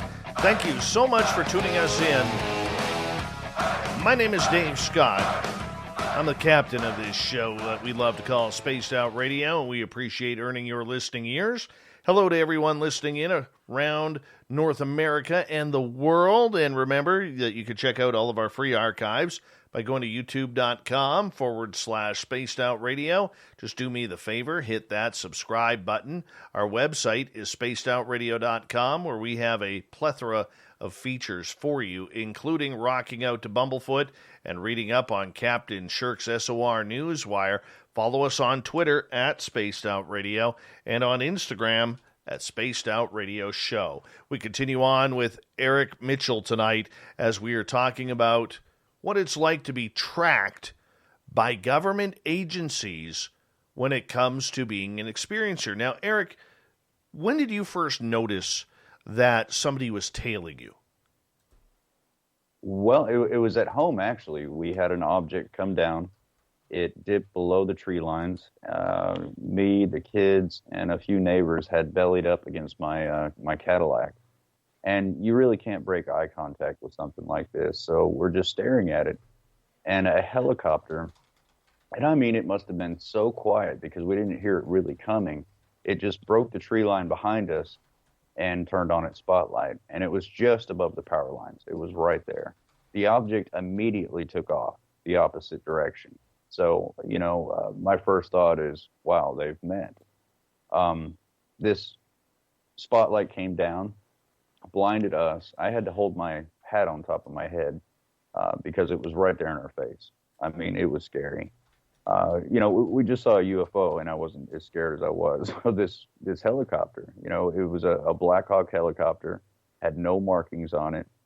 And once the spotlight went up and down the street and in the yard looking around for other people, I noticed this guy had these big sunglass type things on. And I'm trying to make out his face. It was kind of dark, so I couldn't make out his face very well. And after he checked out the neighborhood, he rose up and took off the same way he came. So I told my daughter, I said, go inside, run the coffee pot. The military knows, they're going to be here soon. Just like the movies. But that's not how it works, Dave. That's not how it works at all. We didn't see any of that. A few days later, a couple of recruiters went to my home. I was at work. My two underage daughters were home. They knocked on the door, went inside, closed the door behind them. Now, that's a PR problem for the military. You don't go behind a closed door with an underage female. My friend Dan across the street noticed that. He said it was really funny because they parked at the mailbox. They didn't park in front of my home. The mailbox was down the street. My daughter, both my daughters sat down. They talked to them about joining the military. Didn't talk about which branch. One said he had to use the bathroom. He went down the hallway. After about 5 minutes, my daughter got suspicious and went down the hallway looking for him. He was not in the bathroom. The bathroom light wasn't even on. He was across the hall in my bedroom, and he was sitting at my desk going through the drawer. And she said, "What are you doing in my dad's room?" He said, "Well, I saw a little kitty in here, and I wanted to pet it." He immediately stood up, went back into the living room, got with the other guy, and they immediately left. No cards, no names, no parchment of any kind whatsoever. That's really not like a recruiter I've ever met. I mean, they want you to know their name, number, where to contact them, everything. It was really fishy. Dan called me at work. I came home immediately. They told me what happened. I went to the recruiter's office. Those men did not work for the recruiting office in my town, nor the state capitol, so I have no idea who those men were. But later on, we found a late 1940s, early 1950s CIA tracking device, both in that desk and in my vehicle underneath the driver's seat. And that was confirmed through my investigator. So it's invasive. It's really invasive. I've up in Maine, I was ran off the road by two SUVs. The license plate of one was Milabs, Milabs. The one behind me was Milabz on the license plate. So, yeah, it gets pretty bad. 2015, I got sick with a mycotoxin that was in my blood. It was a specific mold spore that affects very few people. I spent over a year and a half dying. Got down to 98 pounds, sent my kids to, my daughter to go live with her boyfriend. I sent my son to go live with his mom, so I could literally pass away. But eventually I beat it. Now, did that happen because of all this? I don't know. There are people that have suggested that to me, saying how rare that is, and most of these things are genetically engineered, namely in Russia. It started over there. But yeah, there's just a lot of things that happen. But I did have confirmation at one point where I got a phone call through Facebook, and I'm not going to mention his name out of respect. I don't want him to, if he said it was okay, then it would be fine. I respect him a lot. This is a brilliant scientist, a modern day Nikola Tesla in my eyes. I've seen his inventions. He calls me through Facebook and he says, "Quick, will you explain to me what this looked like and how it affected your body?" And I told him, and he started laughing, Dave. And I said, "Look, whatever radio show you're running, I don't want to be heckled. Leave me alone." And he said, No, wait, I'm a scientist. And these guys from the CIA are over here. They're looking at some of my inventions, and they started talking about you. And he said, "I follow every case." He said, "I've never heard of yours. I needed to talk to you. I wanted to know the information." And he said, "You want to know why?" He said, "I've been trying to back engineer this stuff for over 20 years now." So we spent about 6 hours that day on, my computer and his computer. He was giving me codes to look at some of these inventions that he was working on. And Dave, it blew me away because I was searching for so many things. And, to have the CIA say your invention reminds us of the Eric Mitchell case, that's one thing. But another thing for him to show me that this manipulation of the electromagnetic field produced something related to consciousness, it blew my mind because I knew that's what I was looking for such a long time, that these electromagnetic fields can connect to the human brain. And even though his wasn't really stable, the science behind it is just mind-blowing. How did they know it was you? They had Lieutenant Dallas. Well, they had the helicopter come out. They spotlighted us. It was me, Dan, and the kids. I'm sure it was pretty easy to nail down. In the beginning, the object was so frequent. And I say object, there was one that always came to the ground. The rest of them stayed in the air. They looked just like stars. But it'd be pretty easy. Almost everybody on my street moved away. They were in fear. They didn't know what to do. They were calling the cops a lot. They didn't want to talk to me. They didn't want to get the cooties. They knew it was because of me. So I'm sure it was just a matter of time before they realized I was the only guy left on the block, and this object was still coming down. So you don't think that your name was part of a list or anything that they needed to, or that they were tracking previous to that? It could be. It could be previous to that. I mean, I was oblivious until it was right there in my face. But that's what they do is they pull. It's called a domestic intelligence report, and that gives them the legal right to follow you around and collect data. And that's how the process works. And they covertly watch everything you do. Now, am I a paranoid guy and look at every helicopter that flies in the sky? No, absolutely not. I don't even wake up in the morning anymore looking for marks, to see if anything happened to me. It's just a waste of time, to be paranoid about those things. Those guys are going to do what they're going to do. And I guarantee you, they're basically looking for intel any way they can. If I was a narcotics investigator and I wanted to catch the drug dealer, the head guy, I'm not going to run out there and bust every crackhead on the street. I am going to follow these crackheads until I find out where the major activity is coming from. And I'm sure that's the way they conduct their business as well. Do you feel you're still being tracked? I rarely think about it, but I'm sure it's a possibility. I just don't really pay attention to it. I'd love to talk to Luis Elizondo and say, hey, you guys were watching out for these things. There were helicopters. There were F-18s over my home chasing these objects. If it wasn't ATIP, then who the hell is involved? But that's a hard pill to swallow, man. Whether or not you're being tracked, your children are being tracked. I mean, you didn't ask for any of this. Do you feel kind of... No, I didn't ask for any of it. Look, Dave, you have to live your life no matter what happens to you. If you have diabetes and your leg has to come off tomorrow, you still have to wake up tomorrow. I'm not saying it's fair. I'm not saying it's easy or it's fun. I got to say, buddy, it's terrible. The last 8 years of my life has been learning curve after learning curve, trying to get by in life. But, yeah, man, I've suffered a lot. My whole life was taken away from me. I've had to learn about all these things and, still getting attacked by people in the public and people that, have never met me. I have my hometown where these people have seen these objects. I've got friends that won't even talk to me anymore because I live in the Bible Belt, and that's the devil coming down from the sky. I didn't tell them what happened to me. They saw it. Everybody around here saw it, There were people once people heard about this thing coming down from the sky, it's a small town. People were coming out with pickup trucks and vans full of people.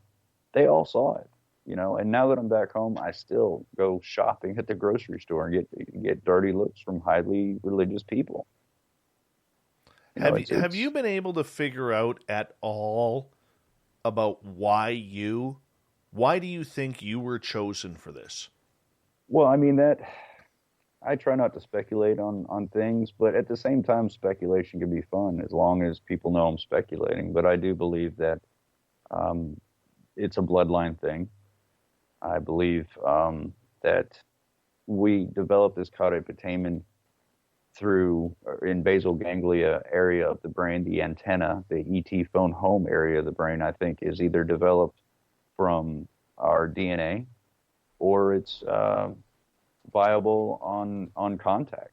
You say, well, hey, look at this guy's brain. We can say hi to him. It's developed there. Or it's just a DNA thing that's been going on for a long time and slowly has gone. I mean, that's one thing we have to look at in future studies is what creates this antenna for contact. But deep down inside yourself, let's go more philosophical here for a second. Do you have any clues as to why you? Has any of your contact led you to that answer? I did have regression, and in this regression, I did ask, why me, of course, and the reply is because you're family. Now, that could be left open for interpretation. We're family throughout the universe. Is my bloodline part of their progenitor? I mean, there's so many ways you can look at that. So it's just confusing. I ask myself that question every single day of my life. Why me? But maybe I'll find out someday. Maybe I won't. But I think for now I'm done torturing myself with it, because it is one of the strongest questions. I mean, isn't it, Dave? I mean, every single one of us question that. It could have been Bob down the street. Why me? And it's one of the most difficult ones. Which is why I spend all my life chasing down answers. Past 8 years, but I say all my life, all my new life. Everybody I went to high school with, they're chasing after money and mortgages and a nice car. I'm hardly doing anything to provide for myself. I mean, I'm spending all my time doing this. It's not a hobby. It's my life now, and I have to find out what this is. Eric Mitchell is our guest tonight on Spaced Out Radio. Every experiencer is on that quest, trying to figure out why us, why did this happen? For you, we also know, as you said earlier in the show, that it also involves your children. Yes. My question to you is, and please feel free to tell me that you don't want to answer this question either, but it's a one-off question. I'm not going to ask a follow-up. Is this still happening to your children as well? My youngest son, yes. Yes, my biological son, my only biological son, yes.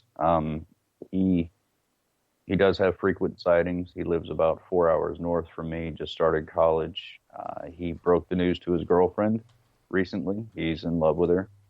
And he took her out into a field and laid down a blanket. They laid there and talked about it for a little while, and an object showed up, over the trees. So it took her a little bit to kind of wrap her mind around everything. But I think she's doing a lot better now, and surprisingly, she's okay with it. So I think that's a great thing. That's awesome. That's awesome that he's able to at least have that relationship with it.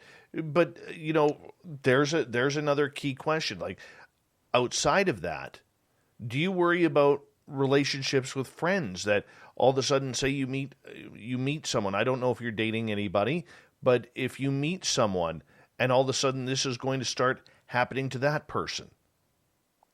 I did. Yeah. That's a terrible thing. I've had a lot of problems with that.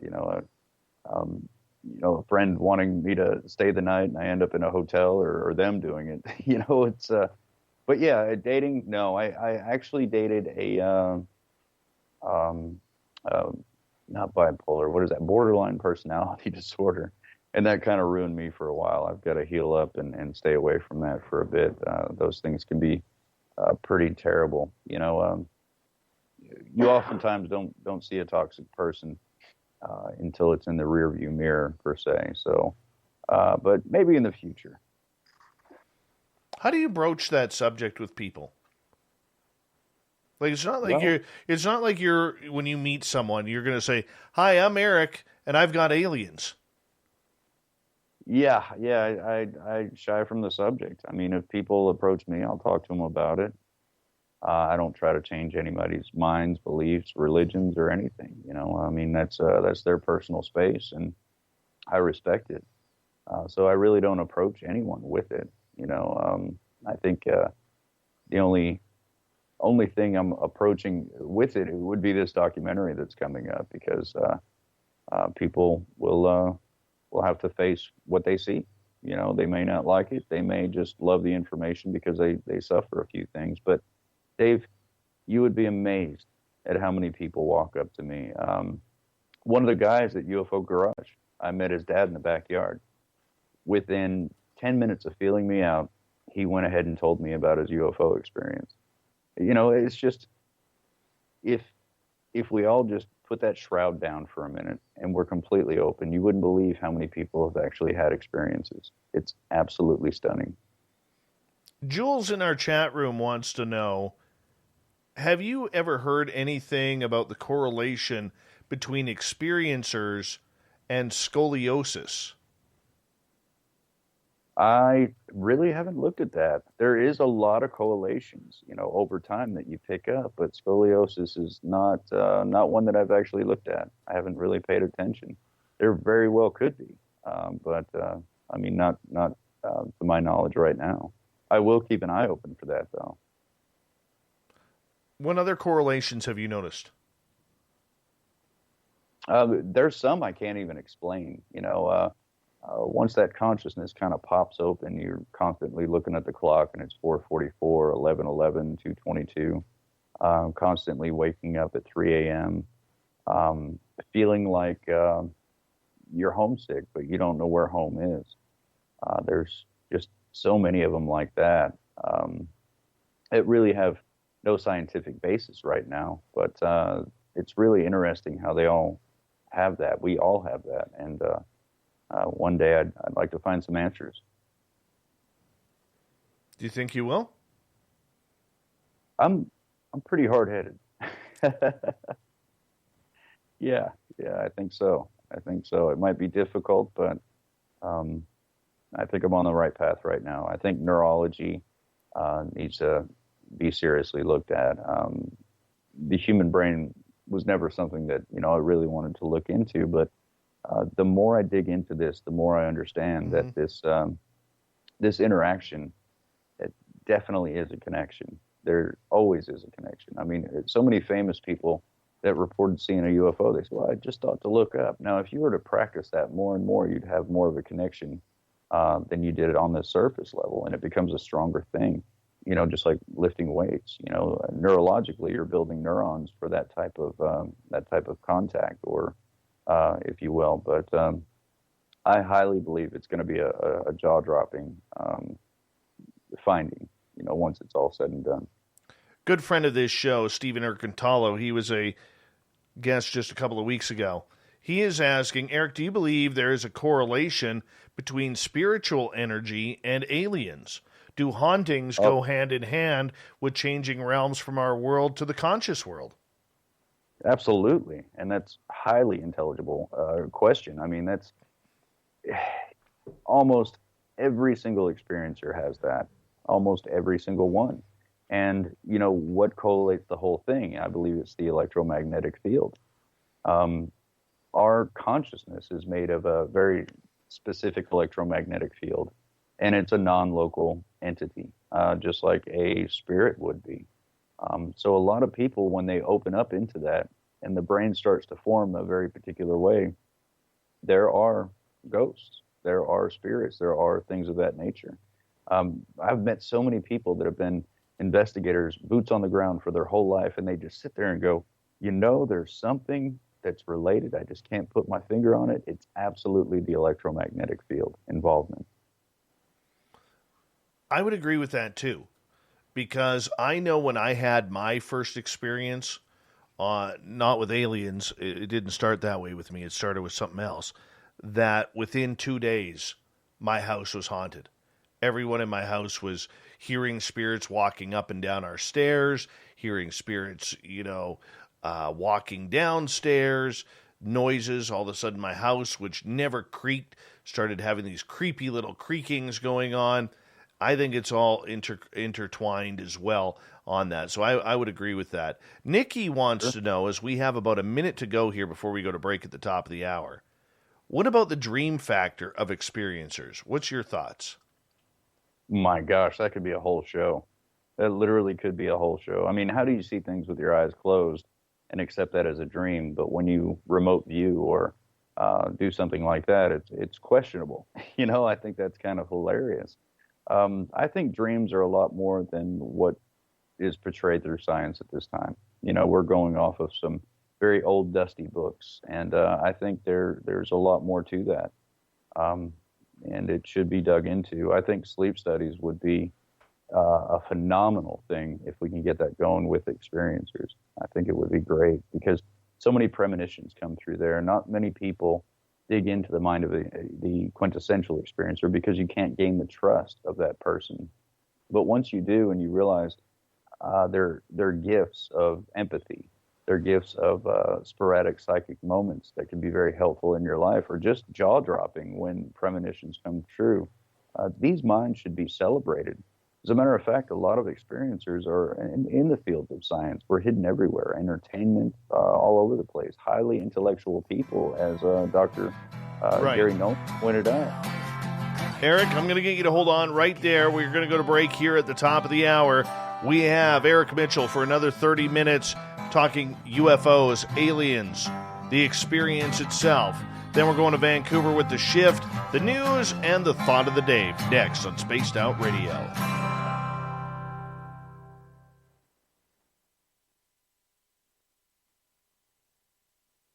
All right, brother. I apologize, Dave, if I'm bouncing around too much. No, dude, this is a perfect show.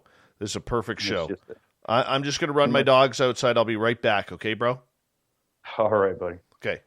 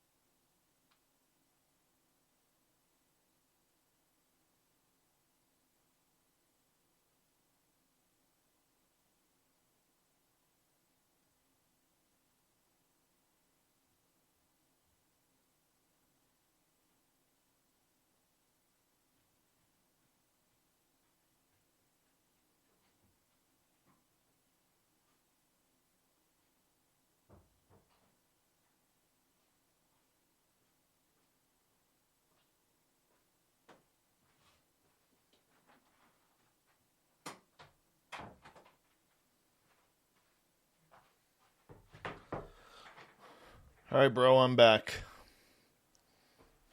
All right. Catching up a Anya. show must be popular. Oh, dude, yeah, we got quite a few people here. Anya, thank you so much for that awesome super chat. I really do appreciate that. Thank you. Just amazing.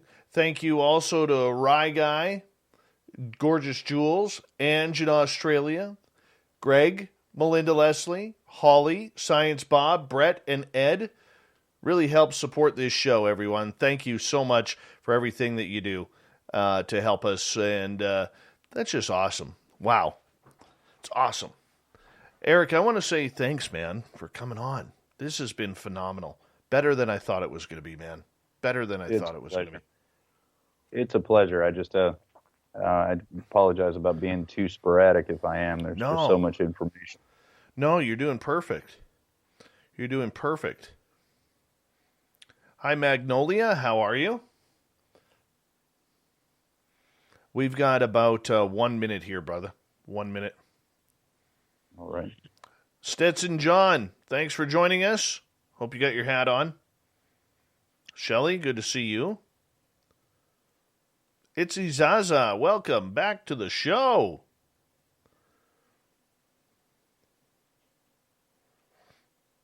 And let's see. I think we're caught up on everybody. I always like to make sure that I say hello to everybody in our chat room. It's just, they're taking time out of their night to actually spend it with us, so it's kind of important that we say hello. Absolutely. When we get to the break at the bottom of the hour, I'll say goodnight to you, and then wait, pause until you hear me at the break, and then I'll say a proper goodnight, okay? Sure. All right, brother. We're going to get going here in about 15 seconds. Let's see. Bomber, it's too hot for my firewood cutting jacket.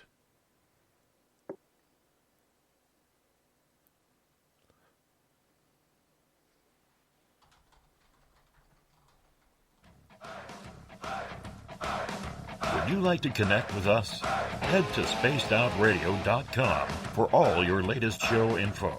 Now, back to Dave Scott and SOR. Here we go with the third and final hour of Spaced Out Radio tonight. My name is Dave Scott.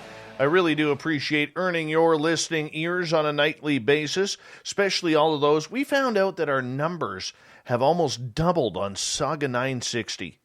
Yeah, doubled. I found out today.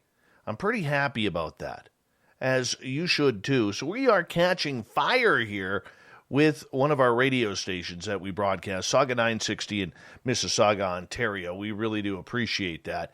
And we also want to say hello to everyone else listening in on our terrestrial affiliates around North America, digitally on TalkStream Live, Revolution Radio, and KPNL. All of our archives are free by going to youtube.com/Spaced Out Radio. Just do me the favor, hit that subscribe button. The Desert Clam has set the password for tonight in the SOR Space Travelers Club. Ishkabibble. Ishkabibble is your password. Use it wisely, Space Travelers, as the Clam sets the password each and every night right here on Spaced Out Radio. Our website is spacedoutradio.com, where we have a plethora of features for you, including rocking out to Mumblefoot and reading up on Captain Shirk's SOR Newswire. Follow us on Twitter at Spaced Out Radio and on Instagram at Spaced Out Radio Show. For the final time tonight, we introduce Eric Mitchell. He is an experiencer who is going through a bunch of tests, trying to figure out why this is happening to him. Why are ETs contacting him? Where did it come from? How in 2013 did this just happen out of the blue, and it continues today? Eric, welcome back.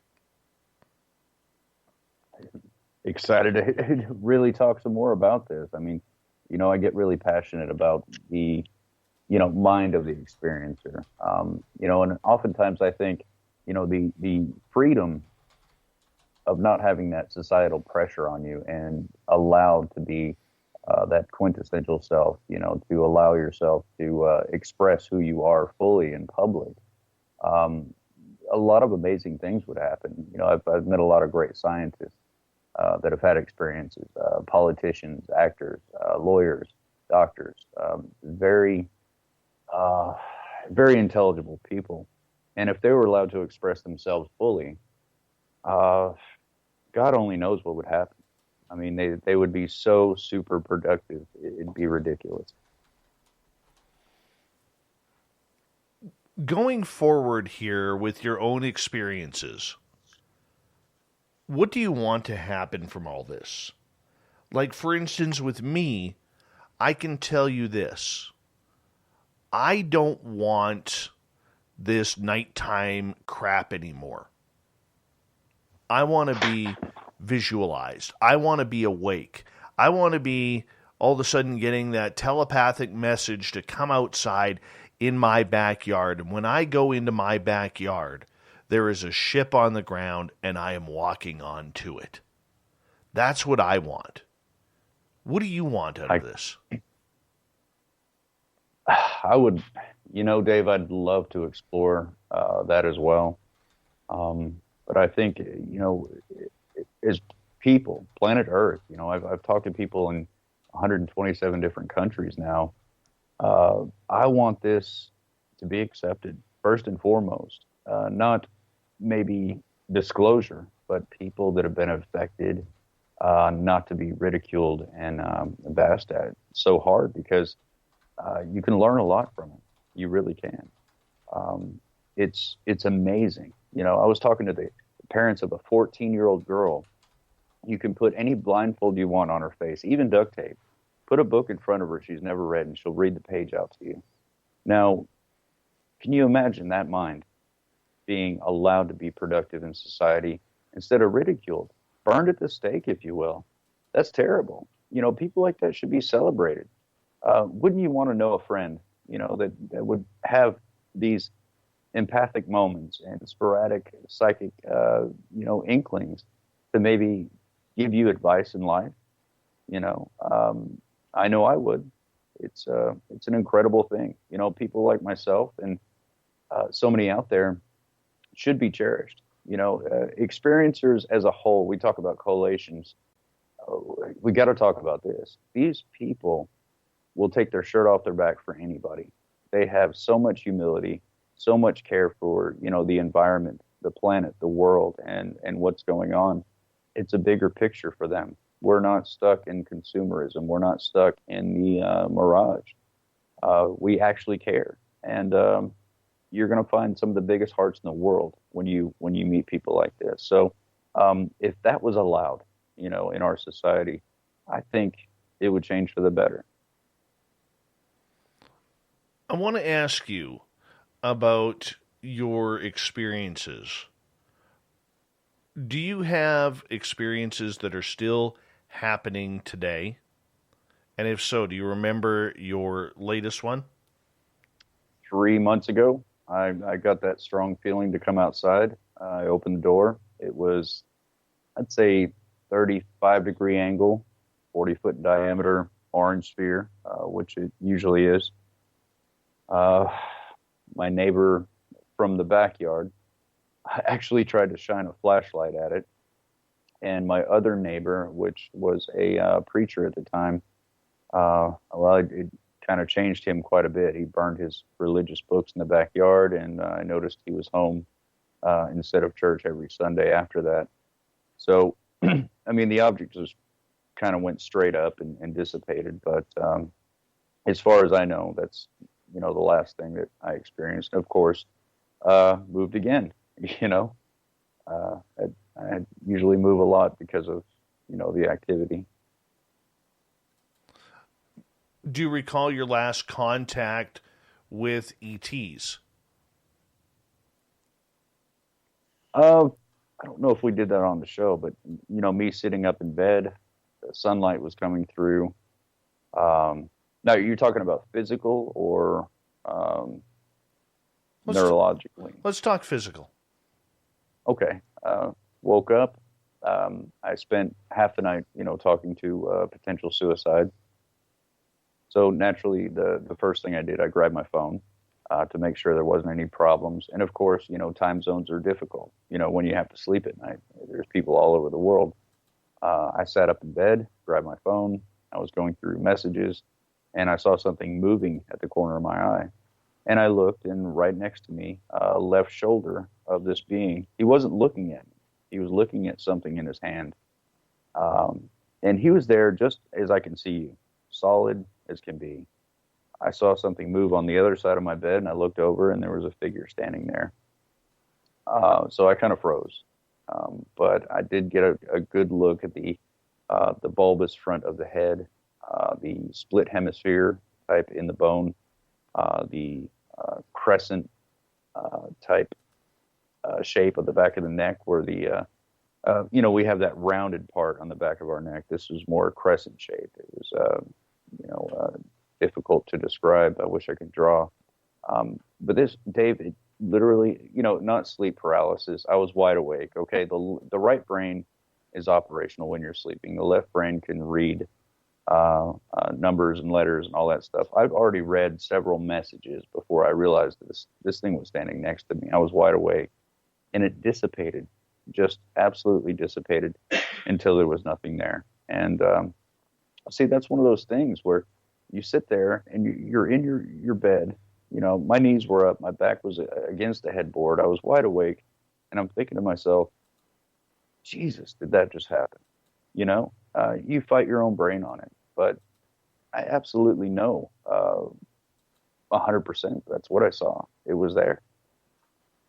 See, the last time something happened to me was a few weeks ago, and I went into this dream, and it was like I was it was a real dark, cloudy night. I was at this dark hotel, with a high rise and a convention center, and there was a bunch of ufologists in there.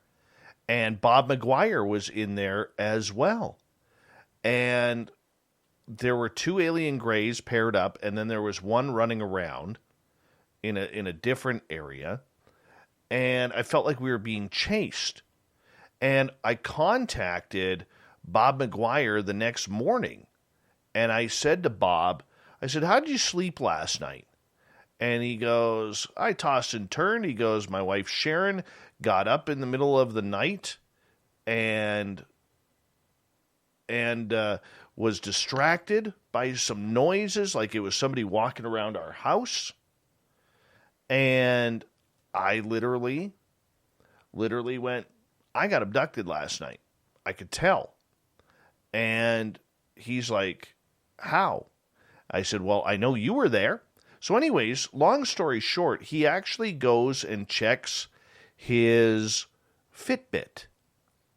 And his Fitbit actually recorded him being awake for 90 minutes in the middle of the night that he has no recollection of. None whatsoever. And he doesn't know what happened. All he knows is that he did not sleep very well. I acquired a friend of mine up in Maine, and I'd love to mention him. He's not going to be in the movie. He was going to, but he recently unexpectedly passed away. But he was a United States Marine, Kirk Morgan, and he was guarding a nuclear silo, back in the day. And he was in the back of the Jeep when they were pulling into the base, and this orange sphere came out of the sky and followed this Jeep into the base, and there was nothing the base could do, and it freaked this huge guy. I mean, this guy was, unbelievably large, tough, but he was cowered down in the seat, scared out of his mind, and so he came up to see me in Maine while I was very sick, and Dr. Roger Lear had given me some DVDs to watch. It wasn't published, but it was on these implants. 2 weeks before he died, we were supposed to meet at Dolores Cannon's conference, and we're going to talk about removal, and looking. I was supposed to be patient 18, his 18th person, to study this. And so he was intrigued. So he drove up, from New Hampshire. I had no furniture. I just moved in. So we're sitting in wooden chairs, just watching these DVDs that Dr. Roger Lear put together. And we're learning, all this stuff. And I turned and I looked at Kirk Morgan and I said, hey, buddy, you're going to have to get a hotel room. And he said, why? What are you talking about? I said, man, I'm going to have one of those nights. And he was intrigued for a second. The light bulb above us, which was in the, the switch was in the next room. It was an old building, turned on by itself. There was no one else in the apartment. And all of a sudden, a blue flash of light came through the window past the TV. Next thing you know, of course, I have air mattresses and stuff like that. Next thing you know, me and him both, and we weren't drinking. We don't do drugs or anything like that. He was actually on kidney dialysis, for many years, so he couldn't drink anyway. We woke up the next morning around 8:30 on the floor, wooden floor. Both of us, bad backs and everything, just woke up, and he's going, what in the hell happened? So, these things happen. They do, whether you like them or not. And, it's the terrible thing. He would have came forward. He was really excited, to be a part of that, very curious. He didn't seem very scared. Most people would just run off, but, he trained his whole life to try to figure out what this phenomenon is. But, it goes to show you, most people, they don't come forward, but even the ones that are willing to, sometimes pass away. So shout out to that man. He was a great guy. And I'm sure he knows what's going on by now. I'm sure he does too. For you, as an experiencer, because you don't come at this from any other angle besides that, I'm curious to what your thoughts are on this latest movement towards disclosure or confirmation in regards to what we see on the news on a nightly basis here, people talking all over social media about it. And I've always thought over the last couple of years, the experiencers have really been cast aside for those who are trying to prove scientifically that we are not alone, or whatever this UAP, and I hate that term, I really do, this UAP stuff is. How do you feel as an experiencer when you watch what's going on in ufology today? Dave,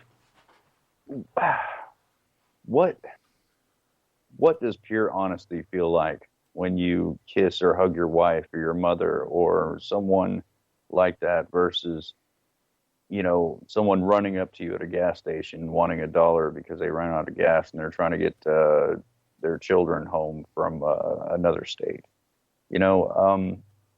First and foremost, what does that feel like? And, I tend to deal with my intuition because, I used to have this thing in the back of my head saying, I got to get a cup of coffee, I got to go to the grocery store, I got to do this, I got to do that. I gave up on that. It was too distracting. So a lot of things that come through me are just emotional, and I translate it into words.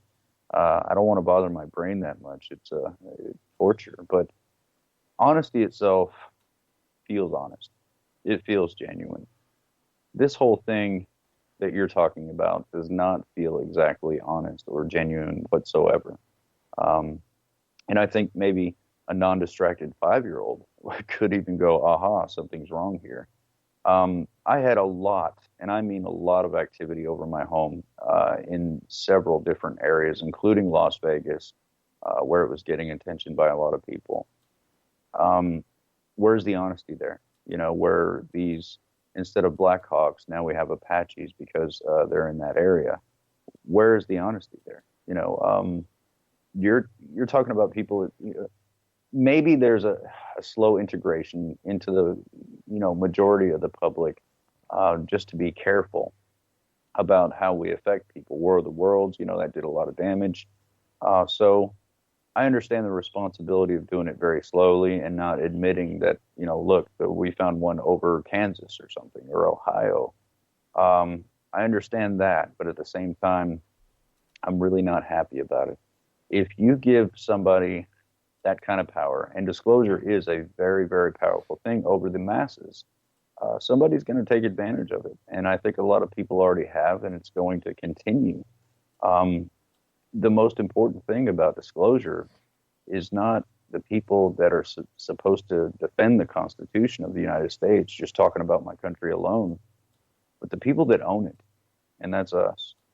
I feel it's very important because I've met with a few officials out there that pretty much say this is going to gear up for some type of war, and when war hits, control will hit. I know that sounds like a conspiratorial type of thing, but look how they're utilizing this COVID thing. That's not a completely honest thing either, you know. So never waste a good disaster. I believe some of these sociopaths like to use that terminology. So I'm not a fan. I mean, I should be happy that disclosure is happening, but I have a huge fear of what that could mean. You know, stock markets do dip if you bet a little too much and put a little too much hope into them. And I hope people aren't, because, you know, the real disclosure is we the people. It's not our big bad government. You know, look what they've done for people like us, Dave. Absolutely nothing. So. Yeah, I think a little caution to the wind when it comes to all these things. And I do too, but do you think that the way that they are concentrating just on what's happening with the military scenario, like we're not discussing, like you said, what's happening over Eric Mitchell's house or Travis Walton's or my place or other people's who had UFO experiences. We're only seeming to be concerned that it's happening over military installations. We're not even talking about the Battle of LA or sightings over Seattle or New York or Washington, D.C., which had its own.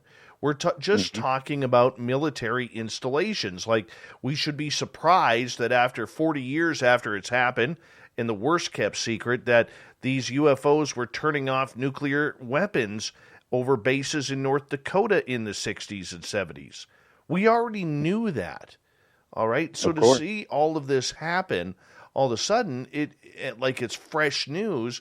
To me, it's kind of embarrassing because we're in the field, but the mainstream public may not know. So where do we draw the line on that? Because the experiencers, in my opinion, Eric, and please correct me if I'm wrong, are the ones who are getting ripped off here.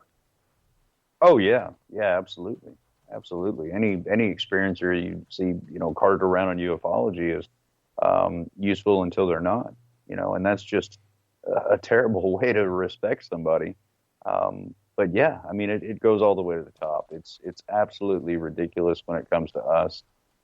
It's not addressed. I would definitely want to put my hands on going after something like that. Once my focus can go that direction, but you know, we the people, heck, you know, wink, wink. There might be a huge thing like Woodstock coming up pretty soon where we all just show up in one spot with a bunch of media. Is that a hint? Because I'm thinking yes, that it was pretty direct, yeah. There could be some things. At least wait till the border opens so us Canadians can attend. Yeah, exactly. But you know, I'm looking at a place in South Carolina where something big might happen, and I hope it does. But it takes participation, so it's not within me to say. Well, if that happens, you make darn sure that you give us a phone call, man. You make Absolutely. darn sure, because we will make the way down for that. Absolutely, we will. Yeah, they need to lift you guys out of Canada. I hear it's pretty bad right now. Oh, yeah, it really is. But you know what? The good part about it is the aliens have the ability to get us anywhere. So we're hoping that happens very, very soon.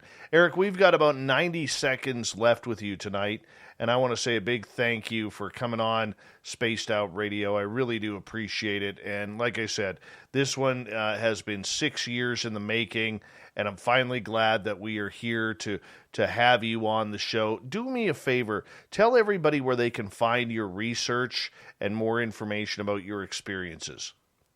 I actually don't have any published research yet. I do plan on sitting down for at least a year and typing everything together. I usually respond to Facebook. Don't have a website. I don't advertise myself or anything like that. So that's the best way to do it. As far as I can tell, my messenger is blowing up before we ever mentioned that. So I think folks can find their way to me. But yeah, in closing, I would really urge people to think about Nikola Tesla, how he would do his thought experiments and holding bells in his hands and sitting straight up in a chair until he fell asleep. Once he dropped the bell, it would ring and it would wake him up into the right hemisphere of his brain, leaving his left asleep, where he got information that he claims did not come from him, and now that we're looking into the caudate putamen and basal ganglia, we can understand that communication is somehow happening. Eric, thank you so much for coming on Spaced Out Radio. Really appreciate you finally coming on the show, and hopefully we get a chance to do it again very, very soon. Eric Mitchell, everybody. You can find him on Facebook. It's pretty easy. Just type in Eric Mitchell UFO. Coming up next, we're going to join Shane in the Shift. We're going to talk some UFOs right across Canada. We got the news wire and the thought of the day. Stay tuned. Spaced Out Radio continues after this.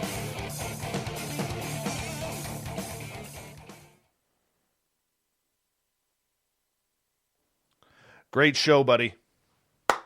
Hey, thanks, Dave. Great show. Really appreciate that, man. I know you don't do it often, but I hope this was worth your while. Oh, definitely. Just to get, tidbits of that information out. There's what happened to me, but the most important part is where we're going to find some evidence of this and go with it. You got that right. Well, let's talk soon, my friend. I unfortunately do have to run because I got to hook up with Vancouver on their feed, but I always appreciate your time, and you're one of the good guys out there, and keep up your great work, okay? I appreciate it, man. I'm going to go after the University of Northern Texas here pretty soon, so hopefully that'll pan out pretty well. I'm just looking for the right person. All right, buddy. You take care. All right, man. You take care, and I'll be on the show anytime you need me. Appreciate that. Take care, buddy. All right. Good night. That was a good show, people. That was a very, very good show. And Eric doesn't do a lot of interviews. He gets requests all the time, and he's always telling people, hey, Nilbog, how are you doing? He's always telling people, no, he doesn't like that type of exposure.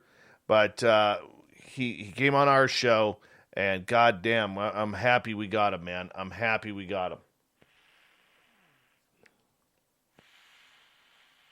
Got to tighten up the sinuses before we go. On the air with Vancouver. They're calling in now. Hey, buddy, how's it going? Hey, it's pretty good. This is Brendan. I'm the new technical producer here on the shift, so it's first time doing this. I just fade you up at 36 here. Yeah, I'll be around there, sometime around there. Hey, are we not doing the Zoom thing? We do. We are in a Zoom meeting, like we have. It's the same. Yeah, because Shane usually brings me in on there. If not, that's okay. I don't mind staying audio. Okay, let's see. I'll send a message to Shane and I'll let him know. But my notes just say to have you over the phone that's here fine. for patching through the board. That's fine. Let's just keep it this way. Don't worry about it. Okay, sounds good. All right, I will. I'm going to pot you guys down, and I'll be with you after I'm done my break. Okay, sounds good. All right. Thank you. All right, it's the shift time coming up with Vancouver. Mm-hmm. Do.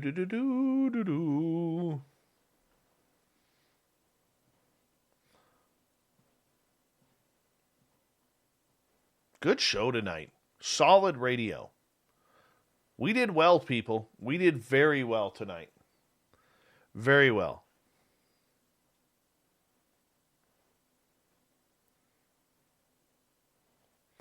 And happy anniversary, Carl.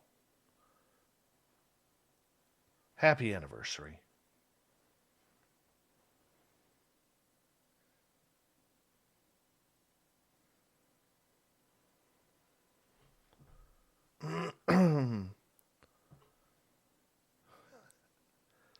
Brad, go for it, man. If that's what you want to do. Brad says, you always kill it, which brings up my next point. You're setting the bar too high. I'm trying to start a podcast. Go for it, man. Just go have fun. Best advice I could give you. Go have fun And don't take it too seriously. There's too many people taking it way too seriously right now. And, some are getting ratings, some are not. Pardon me. Most are not, I should say. And we will... My idea of it is do what you're going to enjoy doing. That's the best thing. Magnolia, are you at a radio station down in Austin? If you are, hit me up privately. I'll put my email in chat room.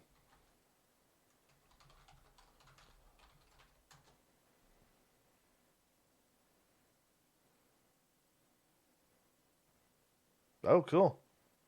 Yeah, just hit me up on my email. Give me a little bit of detail. All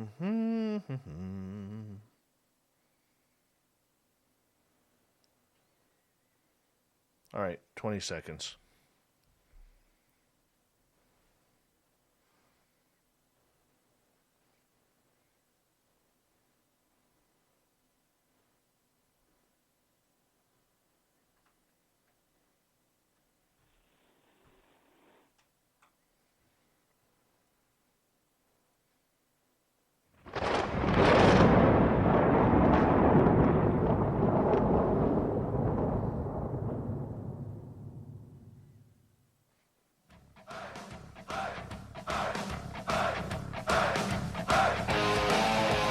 We rounded third. We're heading for home tonight on Spaced Out Radio.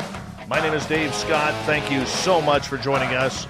We really do appreciate earning your listening ears. I want to remind you that if you missed portions of this show or others, check out our free archives by going to youtube.com/Spaced Out Radio. Just do me the favor, hit that subscribe button. Our website, spacedoutradio.com. We're going to join Shane and the Shift out of Vancouver right about now. Spaced Out Radio. There we go. I can hear him. Dave, are you there? How you doing, Shane? Good, brother. It's so great to hear your voice. The most pressing question, of course, is your frustration with your beard. I know. I know that's not World of the Woo here, but I am curious. How you doing? I saw how good-looking you were when you shaved, so I decided to shave mine. I took some advice from you. But, Can I celebrate an anniversary with you? A radio anniversary for me in this show? It was 6 years ago tonight, my friend. I was broadcasting, still doing the podcast thing, getting all new into the radio program of doing paranormal radio at night. I was on Blog Talk Radio, and I was sitting outside of my house, or in my house, in my little studio, right by my front door that I had set up in an old bedroom that we had converted into a studio, and I saw something move out of the window. And I'm thinking, crap, someone is at my door. They're going to knock. The dogs are going to be barking. That's terrible radio when you got dogs barking in the background. Problem was, my dogs didn't bark. So I put my microphone on mute. My guest is talking. I swivel my chair over to the window to see who is outside my door and outside my window.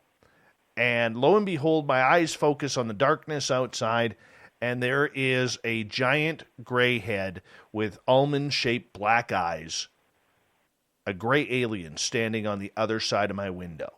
That happened 6 years ago tonight, and that's how we got our mascot named Carl.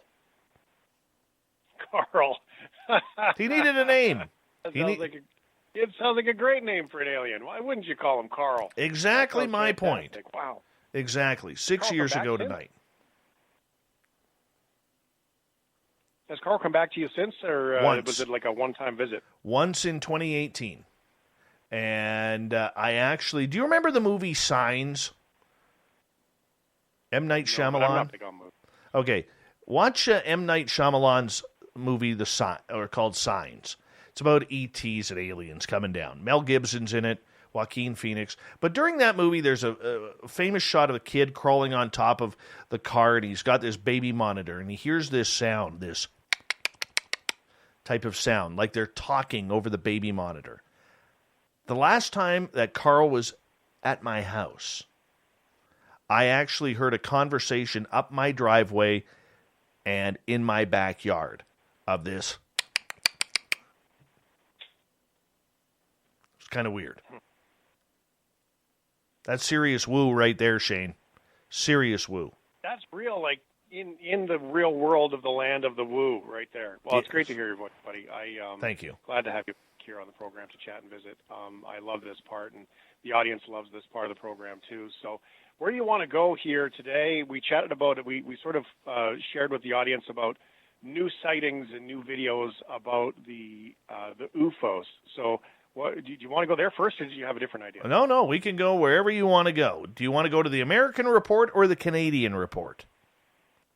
Let's start with the Canadian one first, then we'll go down south. Okay, you know how we've talked numerous times on this segment that you do about how the Canadian military never admits to anything. It's like we're boring. We're boring when it comes to UFOs. Well, in Vice magazine last week, there was a major article put up about Canada's military is being notified when pilots are reporting in UFOs in Canadian airspace. Now, this is something that I have been digging into, and I know others have been digging into this as well. And I've actually talked to some former CF-18 pilots and current pilots about this, and they don't want to talk about it at all. The answer I usually get is, I'd rather not, or nope, never happened to me. Don't know what you're talking about. There is no protocol. But apparently, we go back to January 6, 2019. And this was a report that was first got by a good friend of ours, Ryan Stacey, from the Experiencers Support Association out of Ontario. And he got this piece of paper through a FOIA request. Vice later on was able to confirm it and do a story on it, that there was a medical transport flight flying over northern Manitoba, that reported an inexplicable bright light that was following them in the sky at the same altitude and the same speed. Now, this happened just before sunrise. So they called into air traffic controllers in Winnipeg, who immediately got a hold of CFB North Bay in Ontario, so that way they could dispatch a couple of Canadian Armed Forces jets to try and intercept this craft. Now, the official documents say that this is listed as unidentified aerial phenomena, which we're hearing so much about out of the United States.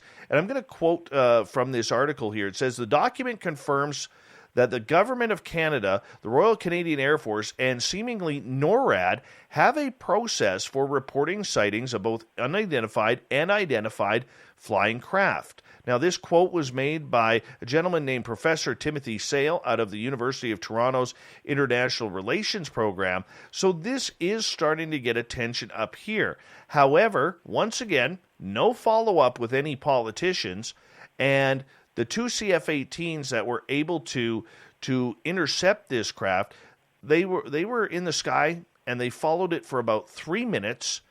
It was heading towards, or the flight was heading towards Thompson, Manitoba, and the object, whatever it was, disappeared.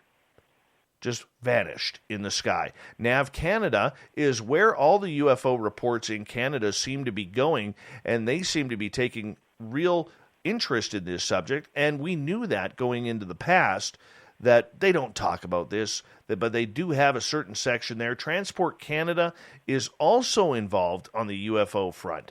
So we're starting to make some headways and opening up some doors here in trying to figure out what is Canada's protocol when it comes to UFOs being sighted in our airspace.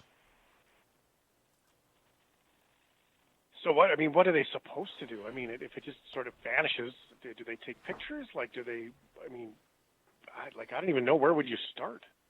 Well, I mean, you have to build a report. So the report automatically comes in through air traffic control, who patches it through to NAV Canada, patches it through to the military, which is obviously set through NORAD. All right, that I did know. And if you recall the report of the RCMP that I told you about a long time ago, I knew that the minute a call comes into the RCMP regarding UFOs, NORAD is immediately contacted. Immediately. And they try to scramble the first two closest CF-18 Hornets to try and intercept the craft, whatever it may be. That's exactly what's happened here with this this latest report that's out. This is apparently happening a lot more frequently than it is. Whether or not those CF-18 pilots are getting any gun camera footage of these craft, we don't know yet. Canada really doesn't have a real long history of releasing military operations via camera. You know, you don't even really see them on YouTube, pilots just putting their own stuff on there. We don't allow that because what we don't want to talk about, we don't talk about it. That's the way it is. But the information, thanks to what's happening in the United States, is starting to come out. There is more interest in it. We just got to open the door. Okay, so that's a very natural place to sort of say this is kind of like, I would assume for your UFO people, that the smoking gun, at least you would think, to start getting information, but still a little bit of info, but not a lot of info. So let's go down to the American story, because that footage that has come out down there is being reported as the best ever. So is there any more answers that are being publicly shared from the UFO story down south? Well, apparently tomorrow morning at 10 a.m. Pacific, a gentleman named Jeremy Corbell is going to be releasing more information about incidents that are happening with the United States Navy. That's the latest news that we are hearing. Corbell also last week released a video that everybody has seen of the triangle taken from an American warship that was off the coast of San Diego, California. That incident taking place in the summer of 2019. So the interesting part about these triangles and that video, I totally believe that it is real. I know there is great debate whether it's a video phenomena called bokeh that pushes everything into a triangle, makes stars look like a triangle when it's out of focus. There's a lot of debate going on, typical UFO skepticism that we see happening. But this video is probably the closest that we have to actual real UFO footage that we've seen. And most people, if you've been surfing the internet on every major news site, they've been talking about this video. It's been shown on television. And Jeremy Corbell, I think, did a great job of bringing that out. And he's got more information. And Jeremy's really tied to Las Vegas investigative journalist George Knapp, who, as you know, 31 years ago, or 32 years ago now, helped break the story of Bob Lazar, who said he was working on spacecraft at Area 51. So it's all tied together. The information is coming out. Everything is building to June 25th. That's when the big report from the 180 days has to be released by the United States government in regards to what they know about UFOs. Now, we're not going to get a lot of juice there, Shane. We're not going to get a lot of juice. We're probably going to get a lot of pulp, but there's not going to be a lot of juice there. Now, is that just sort of, I guess, the history speaking for itself of what's going to come out of this? I mean, those pictures are pretty telling. I mean, the triangles in the photos, and they're easy to find, but there are all kinds of videos and, you know, these sort of triangle pyramid things. I like that. That's good scientific terminology there. Yeah, well, thanks. I'm not the scientist here. There's no filter on Snapchat that's going to make those things be in those photos, right? I guess is what I'm trying to get at. I mean, they look legitimately strange in the sky, and they don't look like something that we see every day. So it also takes a couple of years for even this video to come out. So, I mean, how do you chase that?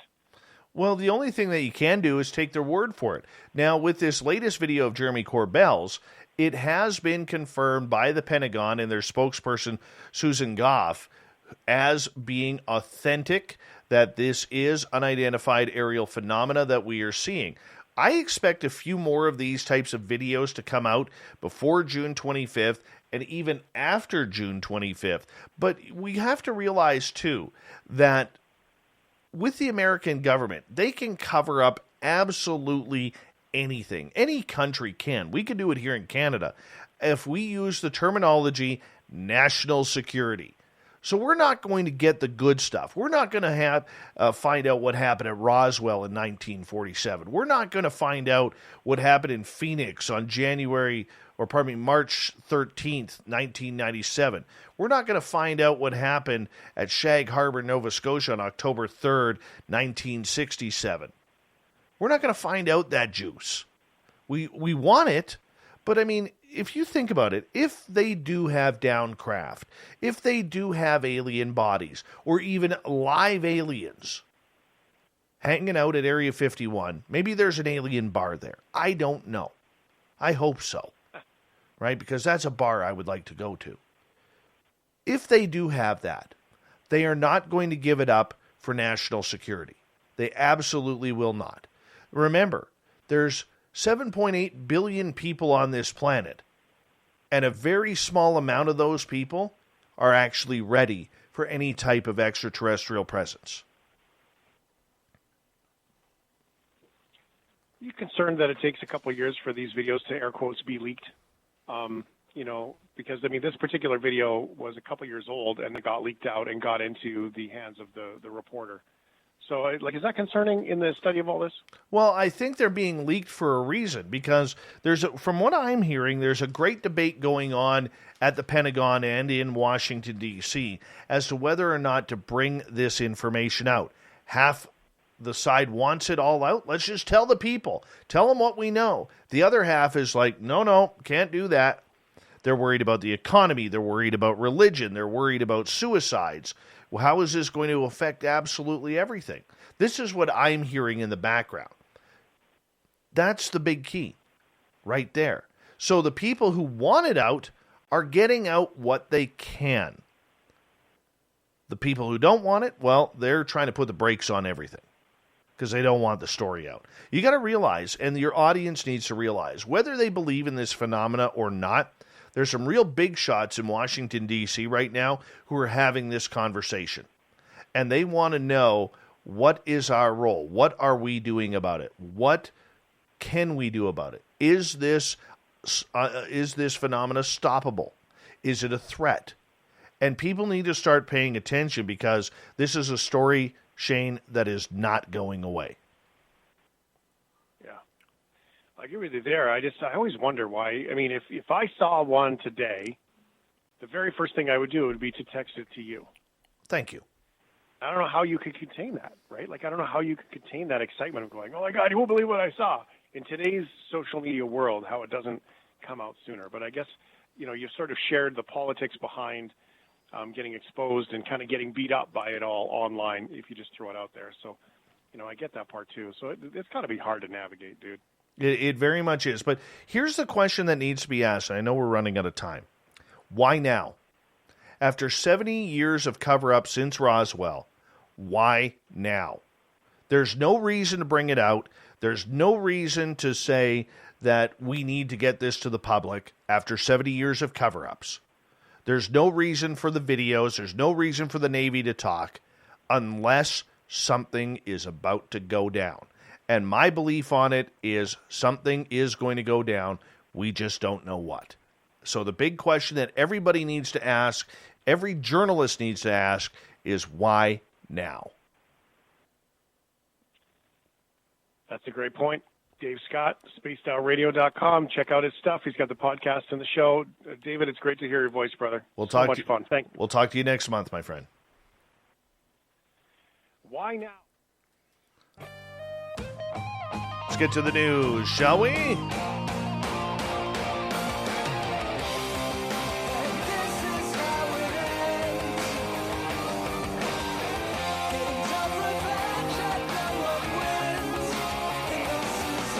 The news is always changing, which is why we bring you the SOR News Wire at the back end of every show, where we get to the weird, the strange, the wacky, and sometimes the thievery. Here in Delium, Alberta. It's not often police can report that a unicorn has been found, but it was the truth this past Saturday when RCMP said a stolen stainless steel statue of the mythical beast was found in a farmer's field not far from where it was taken. According to Jane McCullen, co-owner of Hand Hills Crafts in Delia, Morgan, the mystical unicorn, had stood embedded in the ground with spikes outside the business for 2 years and had become a bit of a tourist attraction. But one day, the unicorn ran away. RCMP issued a news release saying the statue was found about 15 kilometers from the village, damaged with its bronze-colored horn broken off. The release said the police are still looking for suspects. Who breaks a unicorn's horn off? That's just terrible. The Suez Canal getting blocked by cargo ships has been one of the biggest screw-ups in recent memory. The whole fiasco brought a good portion of global trade to a screeching halt. With the canal clogged, ships carrying goods and materials that couldn't get to their destinations, well, kind of put a damper on a number of things, don't you think, around the world? But in the UK, they might have had the worst. We haven't seen a gnome in 6 months, unfortunately. Ian Byrne, assistant manager of Highfield Garden World Store. Yeah, there aren't any gnomes. There's definitely a shortage of gnomes. Since gnomes aren't coming in from abroad, this seems to be like a good time for British gnome makers to step up their production, right? Well, no such luck. Apparently nobody's making gnomes anymore in Britain, or Ireland for that matter. And finally tonight, many people can't get anything done without their morning cup of coffee. There are a few things better than sweet caffeine and the rush you get. Well, you could definitely have too much of a good thing, though. According to this person, they went a little too far. A 21-year-old UK university student literally almost died over caffeine. Nothing unusual for college students to be busting their butts using energy drinks to stay alive and to stay awake. It all contains about 160 milligrams each drink of caffeine. Problem is, for this one student, he ended up at the hospital with a heart attack. Yeah, heart failure, apparently, if you drink too much energy drink. So if you're a student out there, lay off the Red Bull.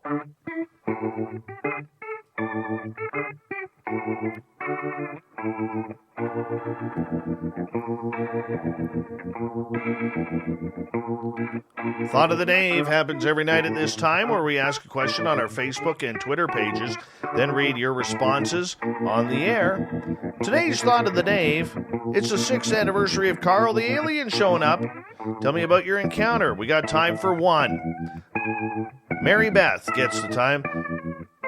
A few years ago, I woke up in the middle of the night, had to use the restroom. When I woke up and walked out of the restroom, I noticed a light in the front office. I went into the room. There was a beautiful green light that filled the room. I went to the window and looked outside to see an emergency vehicle at the neighbors. Well, apparently there were 5 feet tall beings hanging out in her front yard. It wasn't an emergency vehicle. She got aliens. And let's go to Bobby. I once saw a humanoid-shaped transparent distortion running through my friend's living room. Not sure if it was an alien, but it definitely wasn't human. We'll get to more Thought of the Daves next time. Big thank you to everyone participating. Thank you to Captain Shirk for the SOR Newswire, Shane in the Shift, and to Eric Mitchell for hanging out telling us about his alien stories. We got Mr. Ron Bumblefoot Thal rocking in the background with Little Brother is Watching. Bumblefoot is the official music of Spaced Out Radio, rocking us in and out of every single show. Get your horns up for the guitar god himself. Special thanks to everybody listening in at home, at work, in your cars, wherever you may be. Thank you to everyone participating in our chat rooms tonight on YouTube, LGAB, Revolution Radio, Facebook, Spreaker, and Derek and the Snarkettes hanging out on Twitter at hashtag Spaced Out Radio.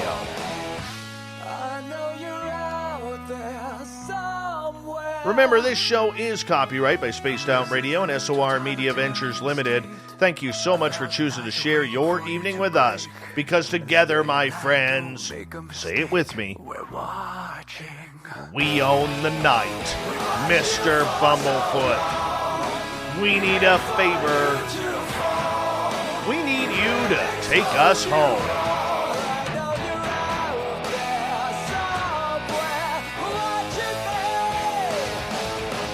Yes, the Woo train has docked for the night. But soon, my friends, we shall ride again. Your seats are always available. Your tickets never expire. And if you want to bring a friend, we've got room for them too. Good night.